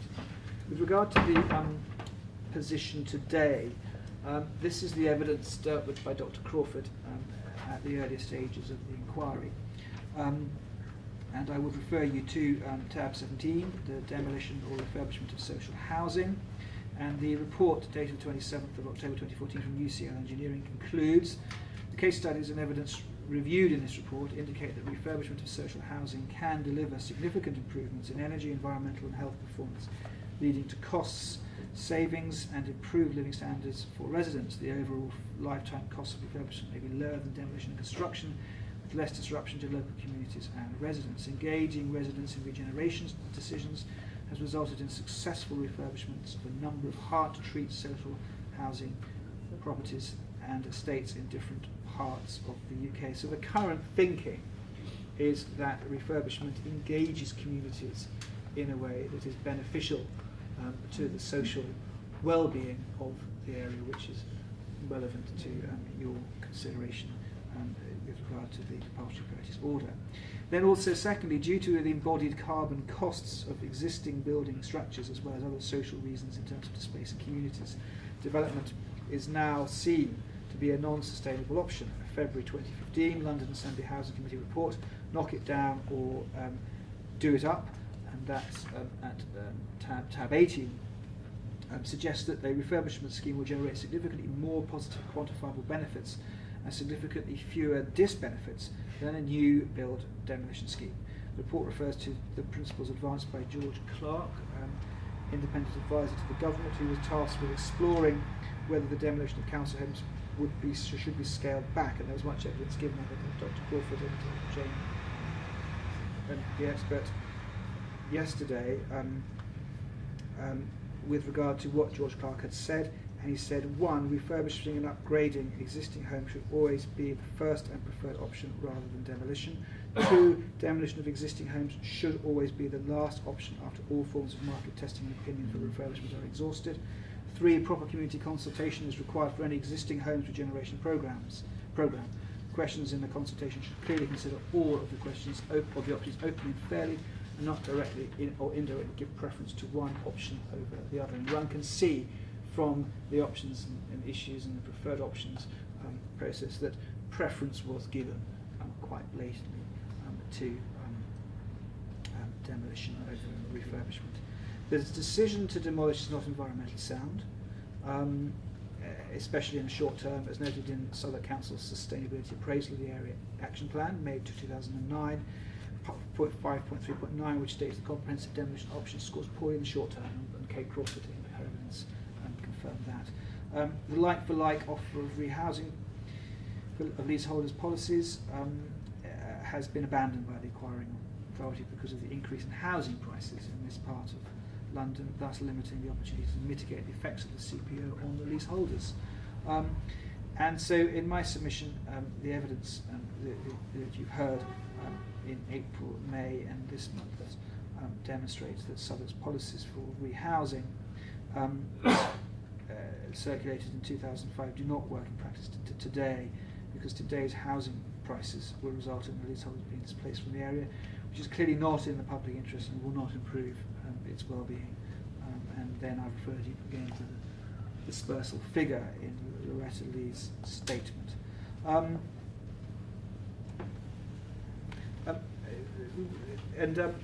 Mr. Kirby in evidence said those who bought properties before the decision to demolish that they were unfortunate, and those who bought the properties after that were poorly advised. In my submission, the focus has to be on the well-being of the area. One cannot say that individuals who are going to lose their homes are unfortunate or were badly advised. With regard to the 6-acre estate, the witness statement of the 27th of September 29, Jane Rendell's statement, says that she says that she's been in contact with the architects of Islington Council who refurbished the 6 acres estate, which was constructed with the same Jesperson 12M large panel system as the Aylesbury estate. She confirmed that she had material before her that confirmed that it was the same system. And what the evidence in respect of the 6 acres estate shows is, regardless of how it was funded or financed, it shows that there was a viable option, that the same form and structure of estate that was constructed around about the same time is viable for redevelopment, viable for refurbishment, and has been successfully refurbished in another part of London. And in my submission, that informs your decision to be made that the purpose for which the acquiring authority is proposing to acquire the land could be achieved by any other means. If the purpose is regeneration of the estate, that purpose can be achieved by refurbishment, because the same constructed estate has been refurbished in another part of London. And so when it's said by Mr. Kirby, well, no, it can't be done now, it's not viable, it's too expensive, it's not deliverable. We just have to look at the 6 acres estate. That was refurbished and it was the same construction. So in my submission, that evidence is relevant. The estate was refurbished instead of being demolished, and refurbishment was successful. The photographs of that refurbishment there are colour photographs in the objectors statement of case. What was said in evidence was that the blocks which required structural strengthening were demolished, and the remainder of the estate was refurbished in a manner similar to that put forward for the Aylesbury estate in the Consby report of November 2004.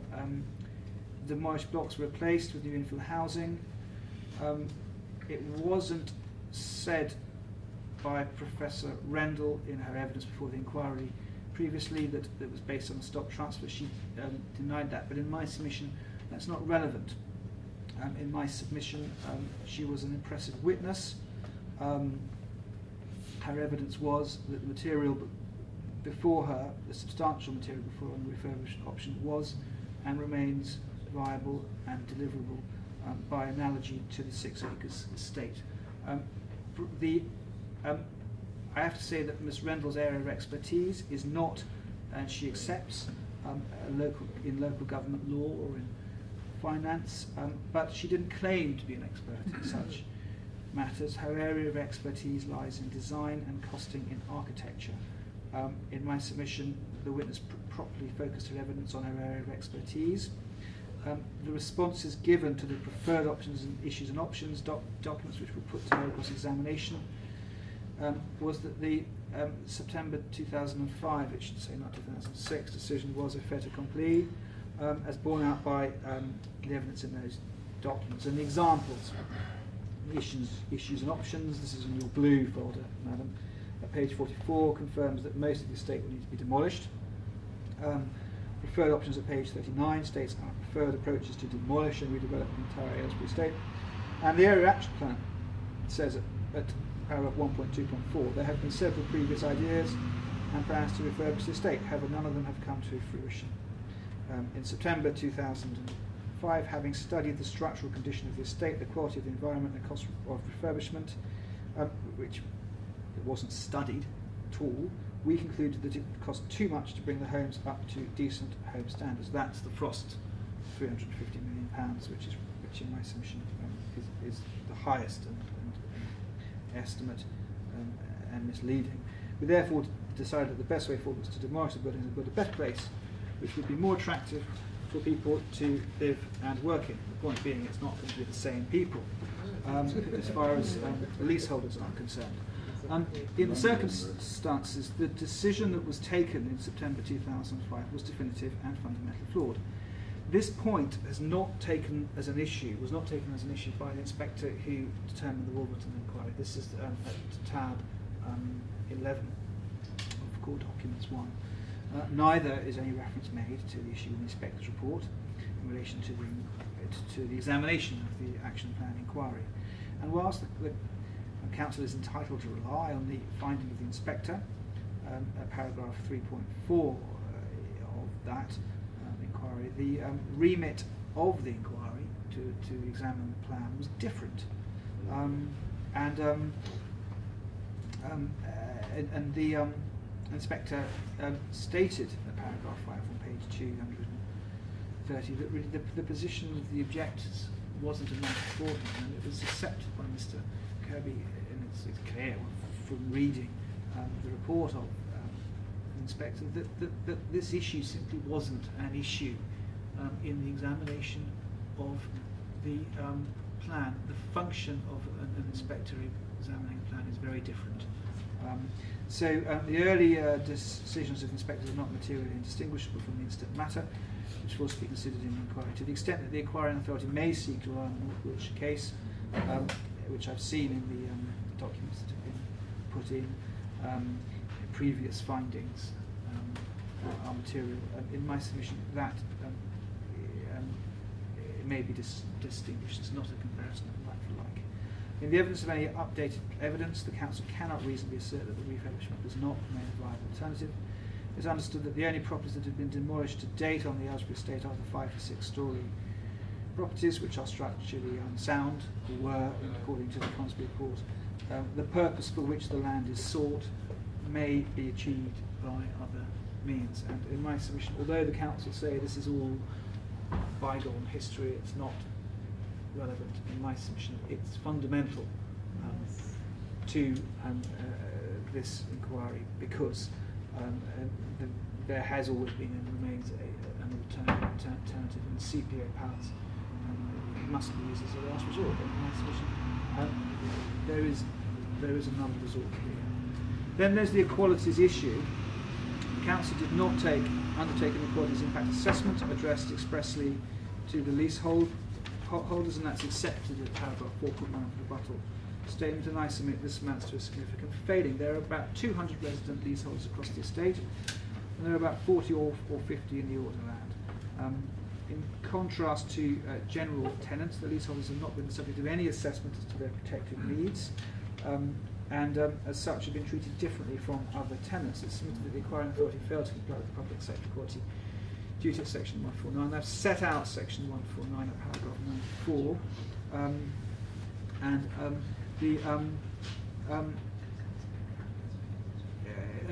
it's incumbent on the local authority to advance equality of opportunity between persons who share a relevant protected characteristic and persons who do not share it. And in my submission, there is not an analysis of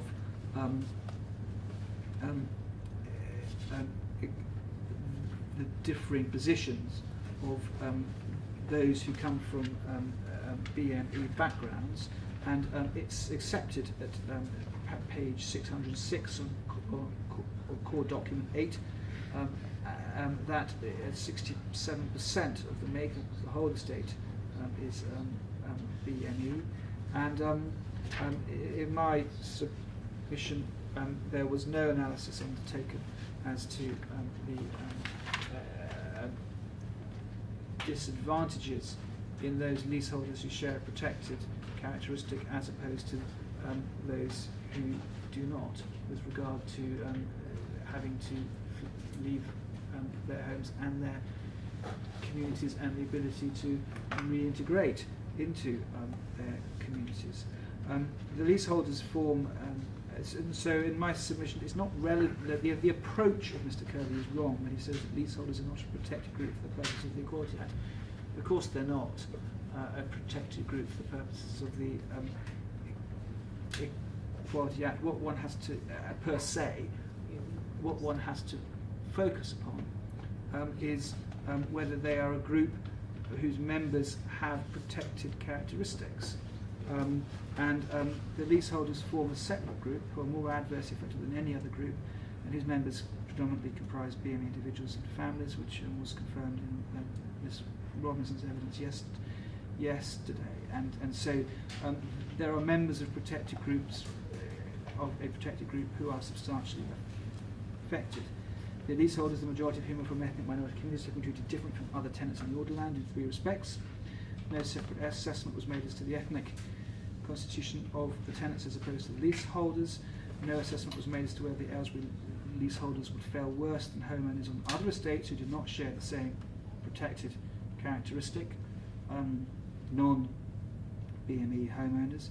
Depriving a BME homeowner of his or her home requires an assessment of whether that homeowner will be more adversely affected than one from a non-predominantly BME estate. And what Beverly Robinson said in her evidence was compelling with regard to the BME community on the estate on which she lives, and the cultural advantages that she derives from living there. And she referred to hairdressing, community support when she's not well, and cultural food, which is important culturally to her and to those on the estate. The evidence before the inquiry identifies 2 areas in which the leaseholders face adverse consequences which may not be faced by non-BME homeowners. One, and importantly, the leaseholders have no right to return. The council has accepted this fact in correspondence and evidence given in the inquiry. It's in the rebuttal statement. The leaseholders face forced separations from their communities, which in many cases may result in difficulty in retaining contact with a particular culture. 2, the leaseholders are likely to have more substantial community ties to the area than tenants due to the permanence of their tenure and long residence, as demonstrated by the leaseholders. The Council asserts at paragraph 4.1 that the January 2009 Equalities Impact Assessment considered the impact of the CPO on leaseholders through recommended the introduction of a package of measures including compensation and housing opportunities. This assessment does not inquire into the protected characteristics of the leaseholders and does not comply with the Section 149 requirement. Then human rights considerations. Article 8 protects the right to respect for private life, family and home relevantly, and it is it's a qualified right. It must be in accordance with the law, necessary in a democratic society in the interest of national security, for the prevention of crime and disorder, for the protection of health and morals, or for the protection of the rights and freedoms of others. Then Article 1 of the first protocol, quiet enjoyment to possessions, which has been held to relate to property,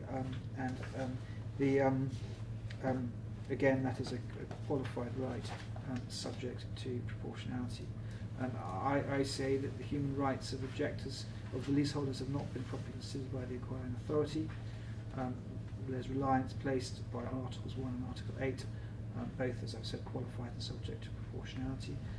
It simply is not, as Murphy put in the examination to Mr. Kirby, a lifestyle issue. The right to live in a home where one can assert one's cultural identity is fundamental. It's not a lifestyle issue with regard to finances. It's not a case of being slightly more hard up than one might otherwise be. The position that Ms. Robinson has and other leaseholders is that her safety net, her financial security in circumstances where she may not be able to find work again, in circumstances where she wants to study, would be unable to do so, all go to fundamental Article 8 rights to private life, rights to a home. So in my submission, human rights are directly engaged in this case. Ms. Robinson's human rights were breached by the order because she was deprived of her home. In her evidence to the inquiry, Ms. Robinson states she's lived in her flat for over 25 years and purchased a long lease of it under the council's right to buy scheme, and she proceeded with the transaction to purchase her lease in 2005, not 2003, it's my mistake, after 73% of those balloted in 2001 voted against demolition in favour of refurbishment.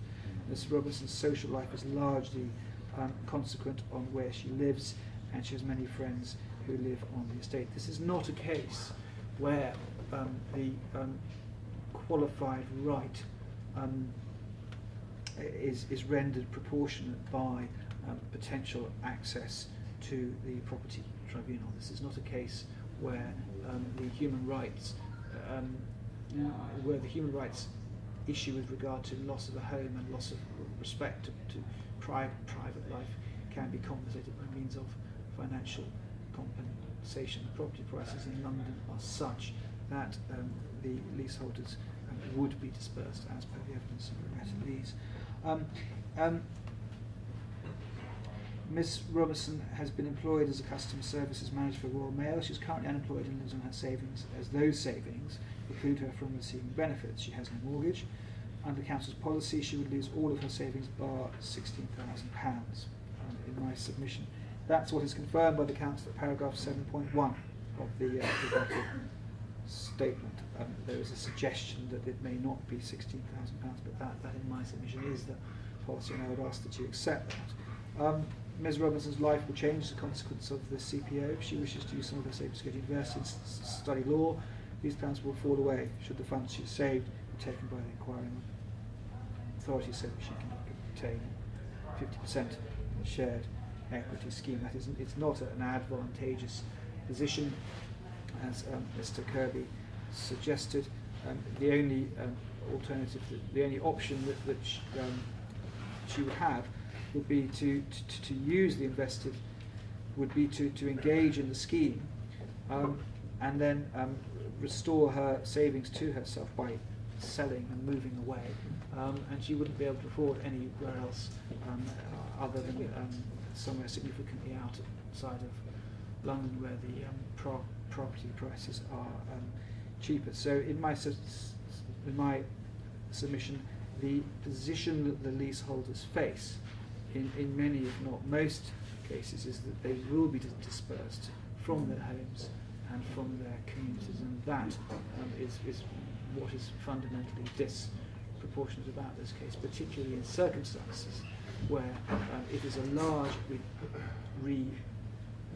large regeneration scheme, and when one looks at the millions of pounds that are being invested and spent, it is disproportionate not to expend a very small fraction of those funds protecting the integrity of the community by enabling residents to have the right to return on a like-for-like basis in circumstances where they will not be financially compromised and socially compromised by the compulsory purchase order. What Ms. Robinson says is that the effect of the policy is to take away her financial security. Ms. Robinson has stated that she sought to reach agreement with Notting Hill Trust in relation to moving to a 2-bedroom property on Camberwell Fields. She was unable to proceed because of the requirement for most of her savings. She is unable to get a mortgage even if she moves out. She states that the Notting Hill Housing Trust informed her that any offer made on her property would have to be accepted in totality. She would not be permitted to accept 90% of the offer and refer the valuation of her home for the property tribunal, and in accordance, I think it's section 52 of the Act.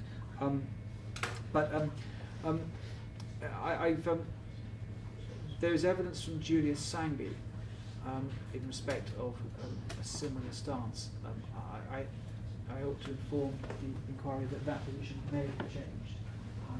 He may now be permitted to exercise tribunal rights while taking a council tenancy, because he doesn't have enough money to participate in the shared equity scheme. So I ought to update the inquiry that his position has very recently changed. As a homeowner, the leaseholders are required to provide the local authority with details of the bank accounts, all other investments, all other property, salary, pensions, benefits, personal expenditure and household costs. And you've seen the document at tab 22, the income and expenditure form. It's admitted that this results to an intrusive financial assessment to which non-leaseholders are not subjected. And the point that perhaps illustrates that, and I think, Madam, you might have asked a question of Ms. Robinson yesterday on this point. Leaseholders seeking rehousing as council tenants because they don't have the financial resources to buy another house are subject to extensive means testing, whereby tenants simply being rehoused are not. And in my submission on any analysis, leaseholders who have the biggest stake in the estate, the biggest stake in the community, are treated worse than anybody else. And in my submission, that is a relevant consideration. Ms. Robinson believes that her home will be taken away from her in circumstances where she will be required to sell it at an undervaluation. I would draw your attention to her witness statement in that regard. She was originally informed by Southwark Council she would be permitted to return to a building on the redeveloped site, but has since been informed she has no right to return. And in relation to the right to return, and that was her evidence yesterday, in relation to the right to return, justification given by the Council in the rebuttal statement of the 9th of October 2015 is different from that advanced in the state case. It states to paragraph 4.3 of the rebuttal statement, leaseholders do not have a formal right to return to the estate in the way that council tenants do.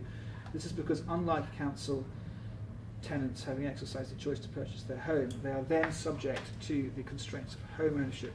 Any subsequent move, this is the double decanting position that Mr. Kirby dealt with in his evidence, any subsequent move back onto the estate would necessitate additional subsequent costs in conveyancing fees, stamp duties, removals and so on, which would not be reasonable to expect the council to fund.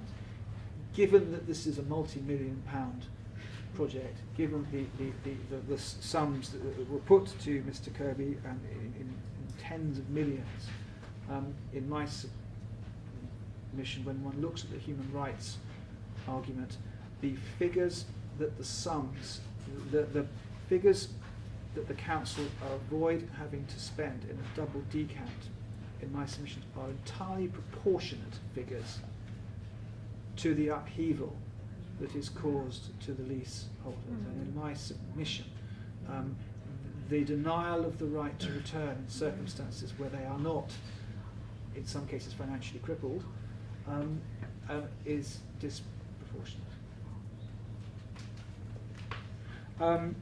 The logic in the council's position is therefore flawed.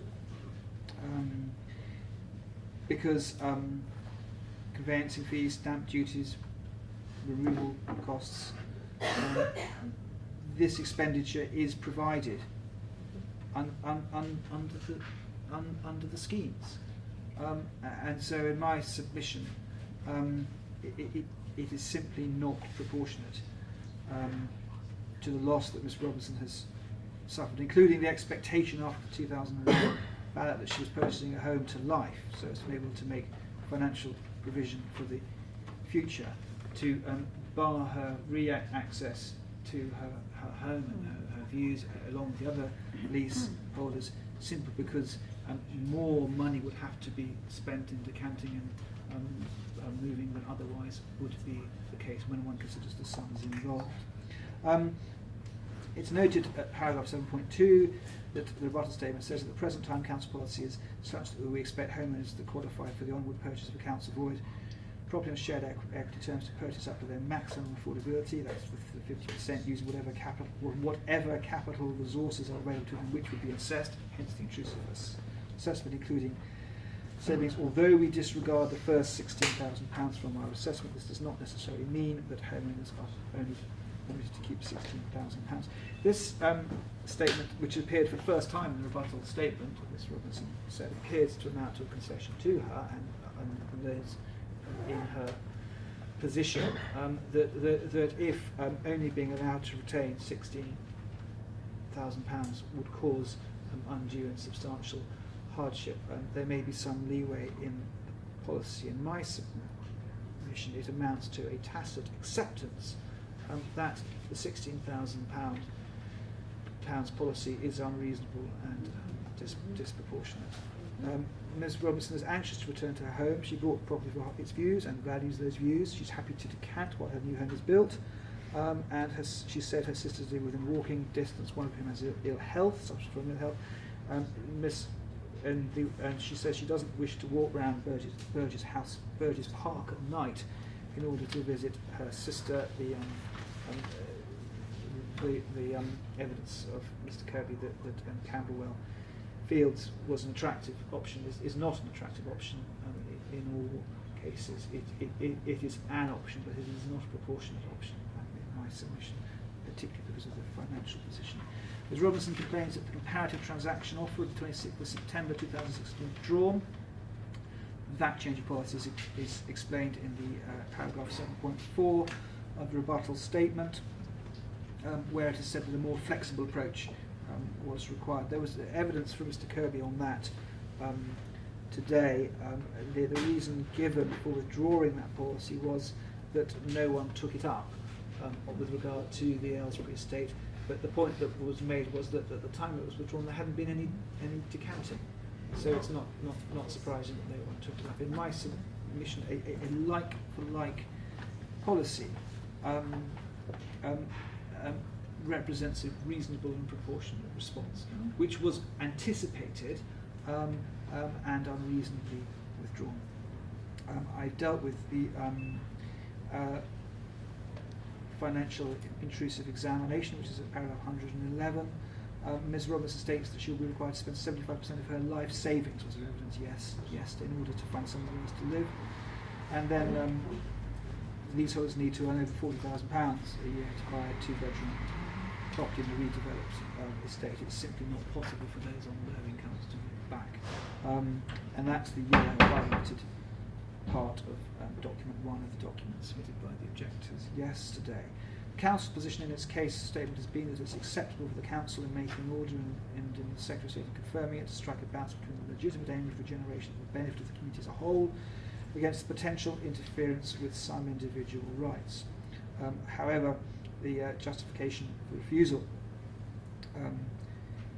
to provide leaseholders with the right to return is set out in the Council's case statement at page 1866. It's not an option that the Council has made on any of its other big regeneration schemes in the past, and the Council has been consistent with that policy in respect of the Aylesbury estate. Options to return offers have been made on other regeneration schemes, but only in respect of tenants, not leaseholders.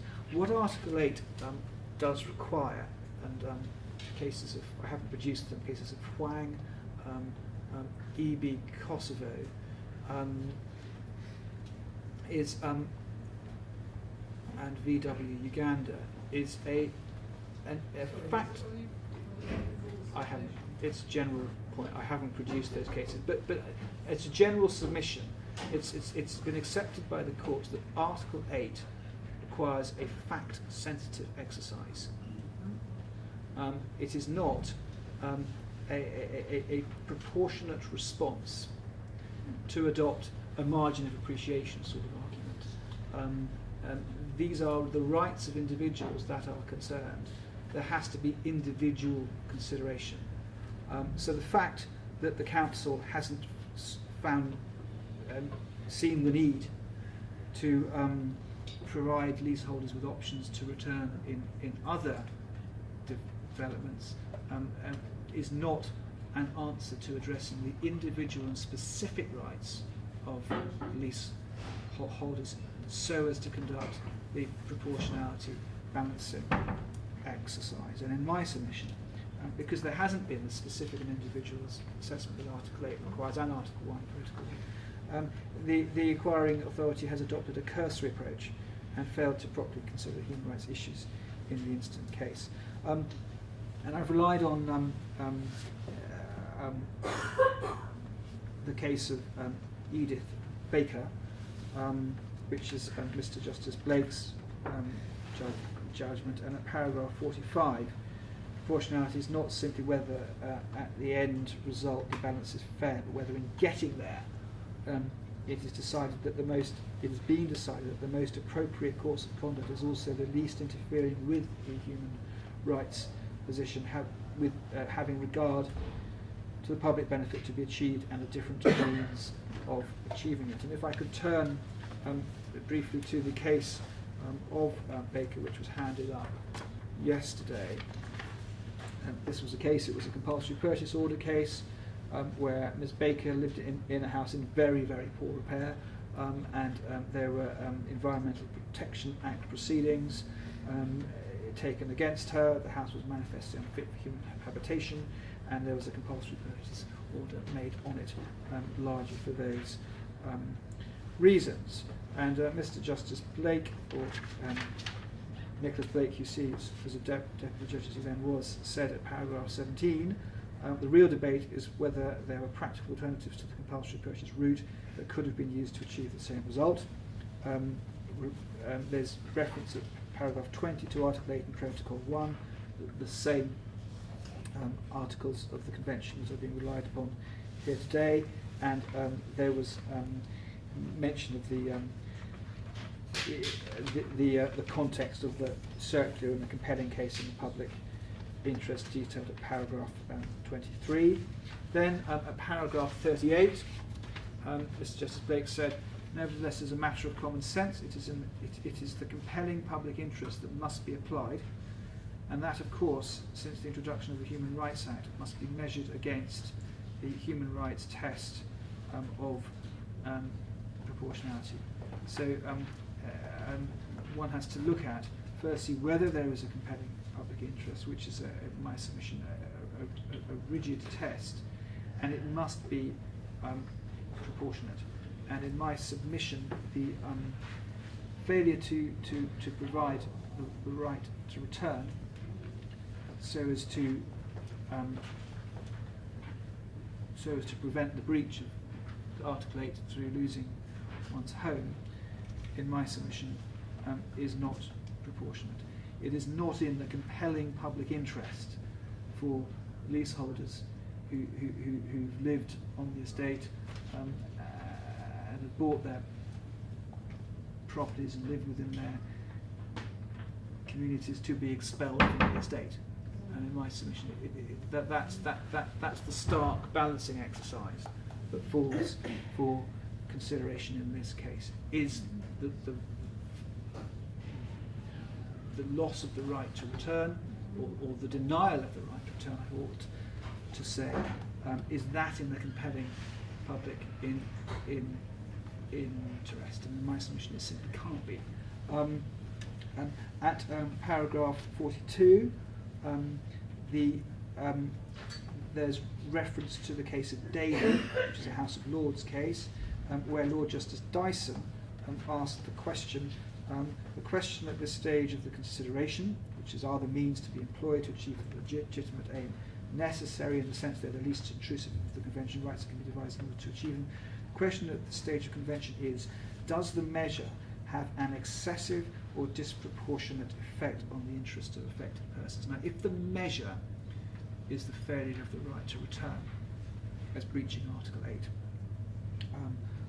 or the effect of the compulsory purchase order and the effect of the shared equity scheme deprives an individual of their life savings, as well as their home, is that an excessive and disproportionate effect on the interest of affected persons? And in my submission, the answer to that must be yes. It's a simple balancing exercise that has to be taken. Was it the only alternative? This is paragraph 43. Was it the only alternative, or to adopt the words of Samaru, was it the least intrusive? And I'll come on to that later, because that test has probably been modified slightly. Was it the least intrusive means of securing public interest? The public interest is regeneration of the state. Is effectively evicting the leaseholders from their homes the least intrusive means of securing the regeneration of the estate? And in my submission, again, the answer has to be no, that it is disproportionate.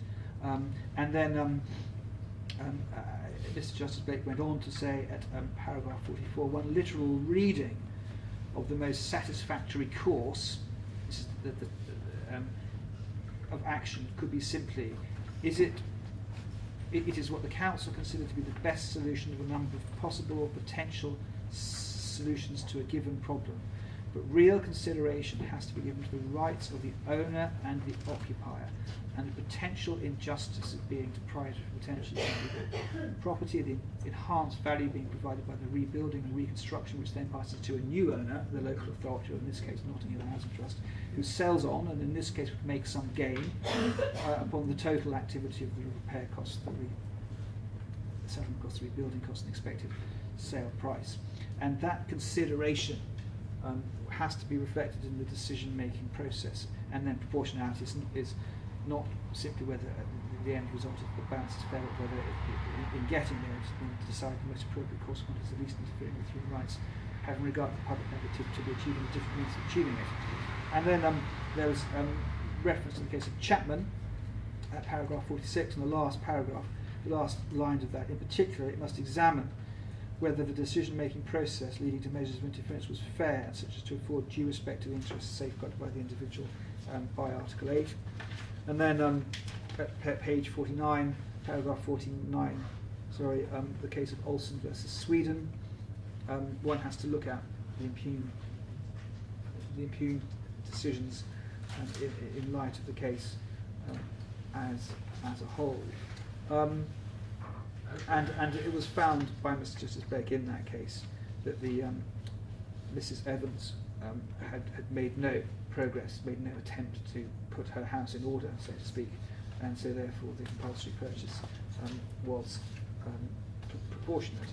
But in my submission, those principles do apply and do properly apply to the position of the lease holders, requiring them to lose their homes, move away from their communities, requiring for them to be dispersed and in many cases to lose their life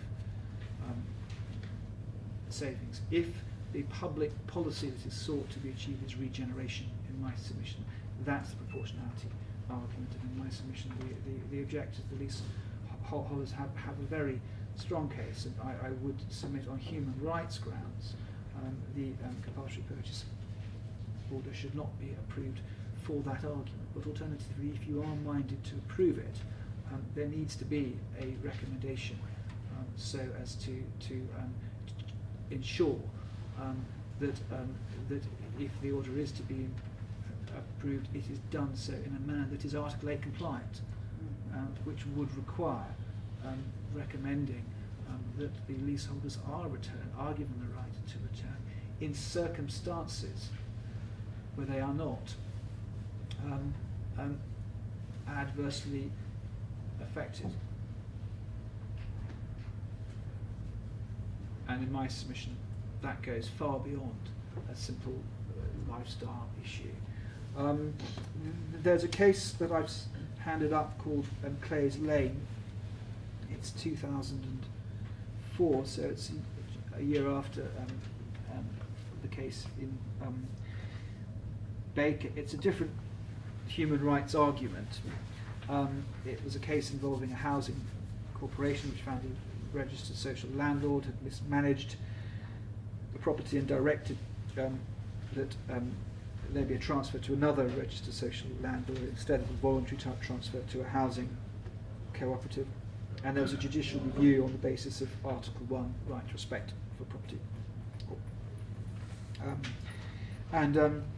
It was held that this wasn't naked property deprivation, but one where the statutory regulator, having unobjectionably decided upon a transfer, had to choose between alternative courses of action, and that there was a balancing exercise that was conducted. So a different context, but what was said by Lord Justice Maurice Kay in that case throws some light on the human rights arguments with regard to Article 1, Protocol 1. At paragraph 12 on page 2236, there's mention of the compelling case in the public interest. And then at paragraph 15, Lord Justice Maurice Kay considers Daly's case, whether the means used, this is the third part of the Daly test, the means used, which came from the case called De Freitas, to impair the right or freedom or no more than is necessary to accomplish the objective. There's mention of Samaru's case, which was also referred to by Mr. Justice Blake in Baker. And then at paragraph 17, all this leaves Mr. Wolfe to submit that whilst there must be a compelling case in the public interest to justify deprivation of property, that is a necessary but not a sufficient test. It must also be established that the chosen course of action is the least interfering with the least human rights interfering with having regard to the public benefit to be achieved and the different means of achieving it. And then there was a reference to Baker and what Mr. Justice Blake said at paragraph 45.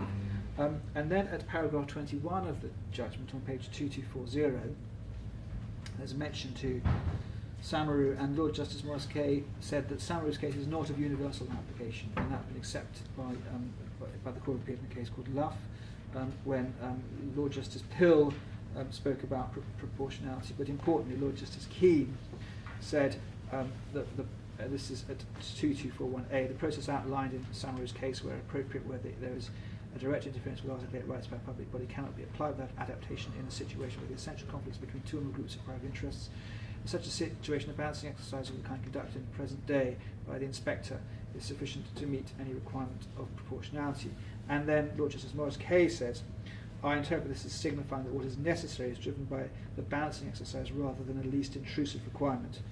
And then at paragraph 25, at H, I conclude that the appropriate test of proportionality requires a balancing exercise and a decision which is required on the basis of a compelling case in the public interest and as being reasonably necessary, but not obligatorily the least intrusive of convention rights. So in my submission, proportionality does not have to be the least intrusive way,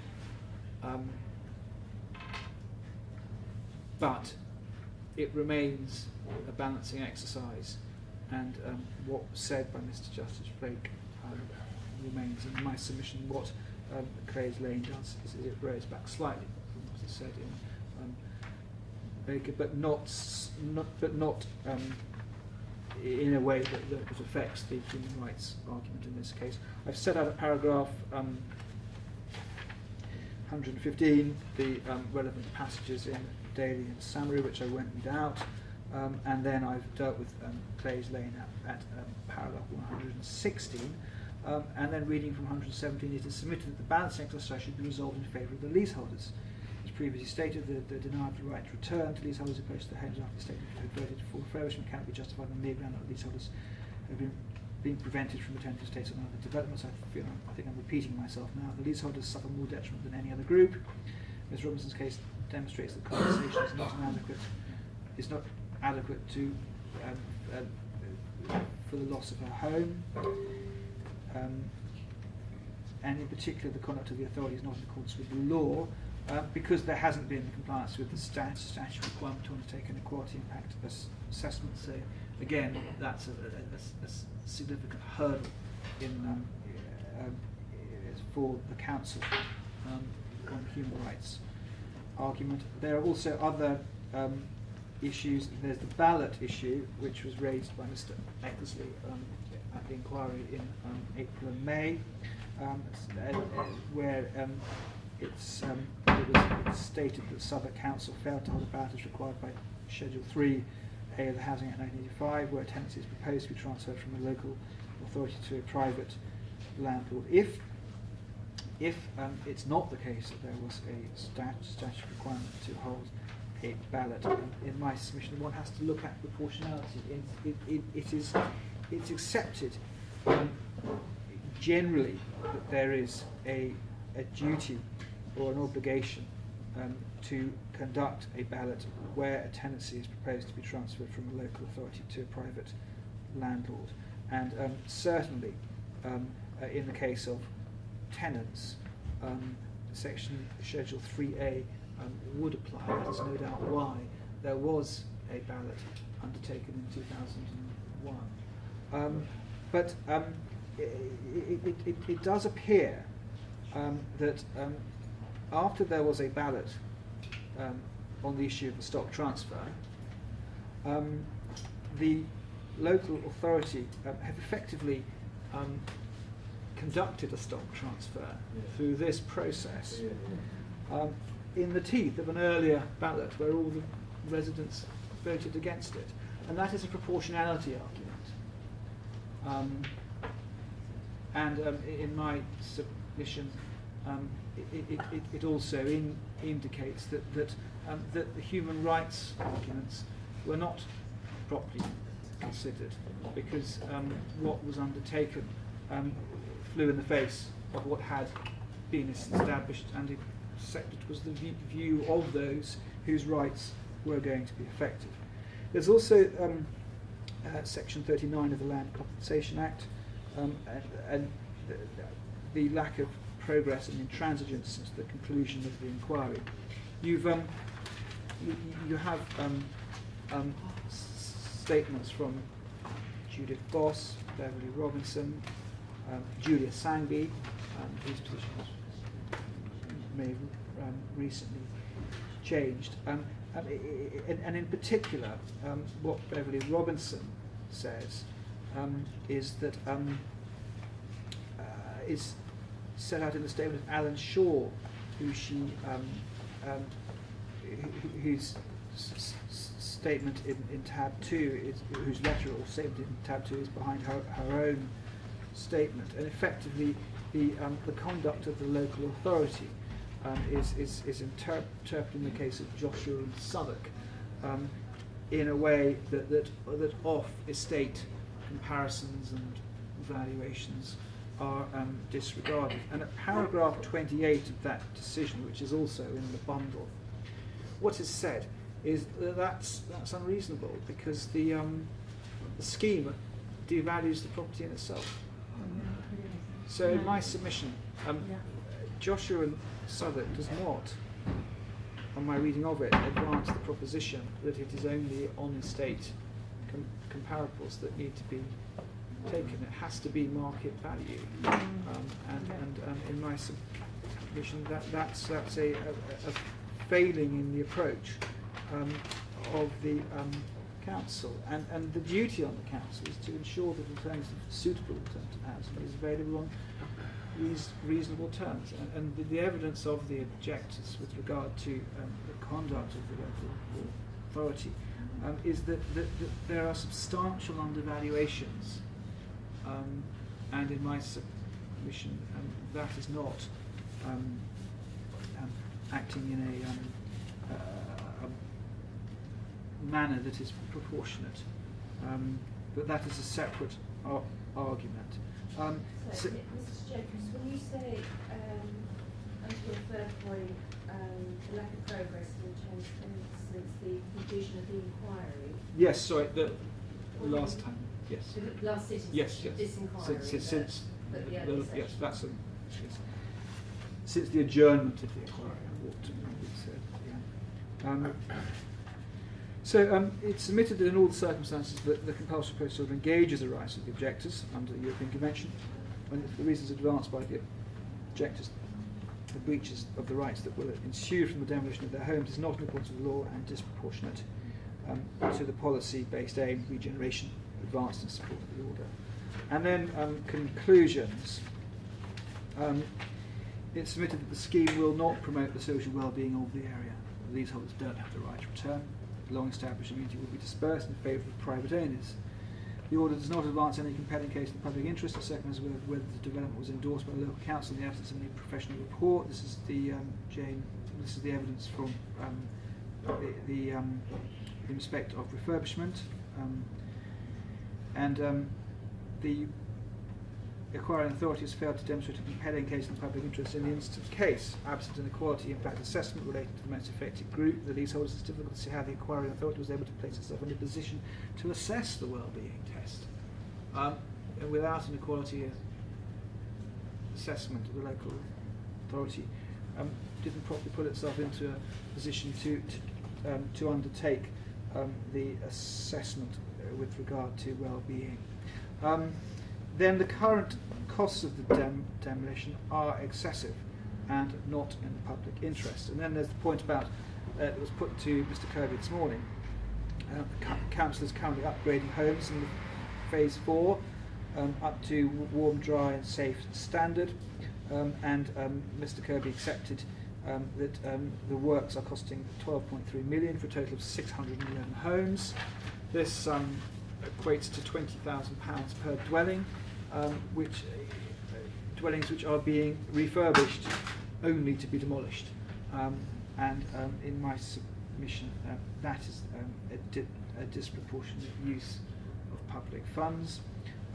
Then the email from Catherine Reid to Ms. Robinson showing that the total that had been spent by April 2015 was 46.8 million. 112 homes on the Aylesbury estate have been demolished, or had been at that point, and it can therefore be calculated that an average of 417,000 has been per dwelling has been spent on demolition to date. That if the only work has been undertaking has been demolition, that figure would be correct, but I expect it would be disputed. And then even including approximately 500 homes on the FDS, the figures show that the cost of demolition is about £75,000 per dwelling, and that's if you divide 46.8 by 2,700, and doesn't represent a good use of public funds or a compelling case in public interest. And the Conisbee report said that there could be refurbishment for £50,000 per unit.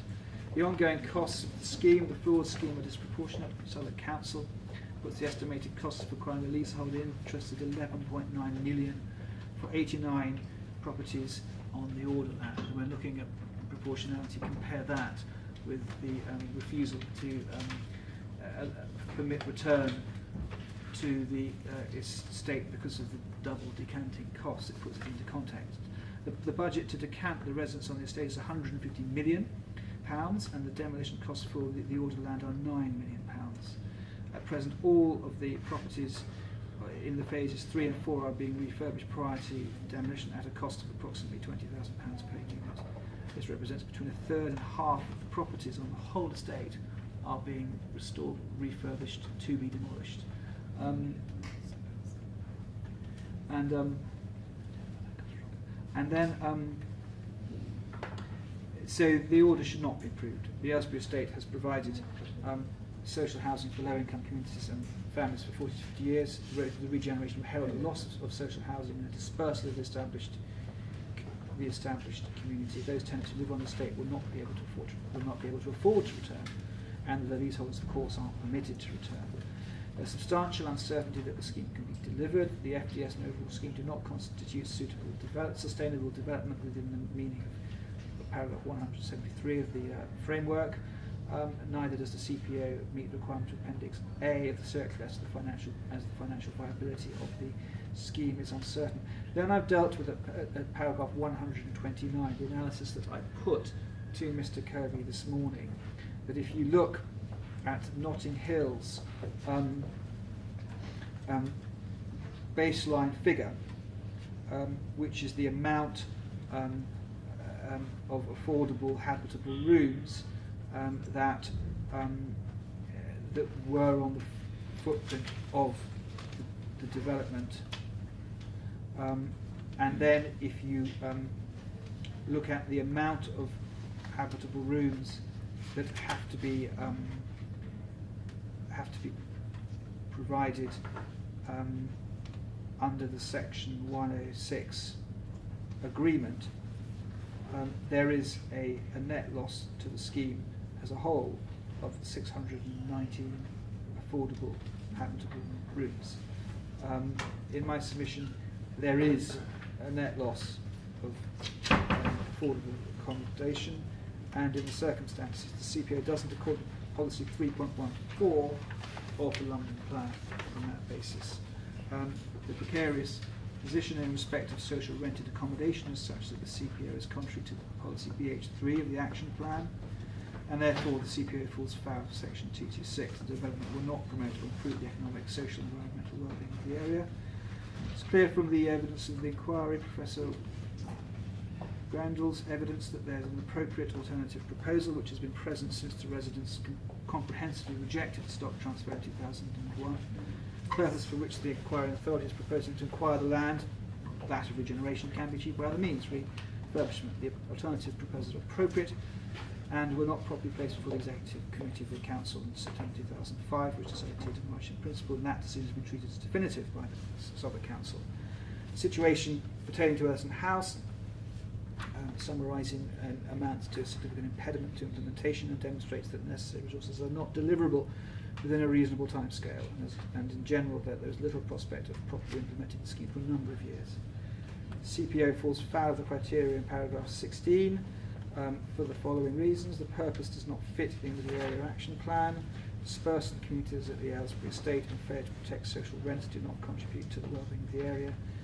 As Houseman's comments at the conclusion of the witness statement to the effect that the national, I keep saying that, to the effect that the Notting Hill Housing Trust will revitalise the community and make a positive impact on people's lives is misplaced. The overall scheme in which the first development site is an integral part is not viable, and the purpose for which the inquiring authority is proposing to acquire the land is better achieved through refurbishment, and that's been the case at all times. So in my submission, the CPO does not meet the requirements under section 226 of the 1990 Act and breaches the human rights of the leaseholders, and I would respectfully submit that the order should not be approved. If, in alternative, you are minded to approve it, I would strongly urge that you make the recommendations for which I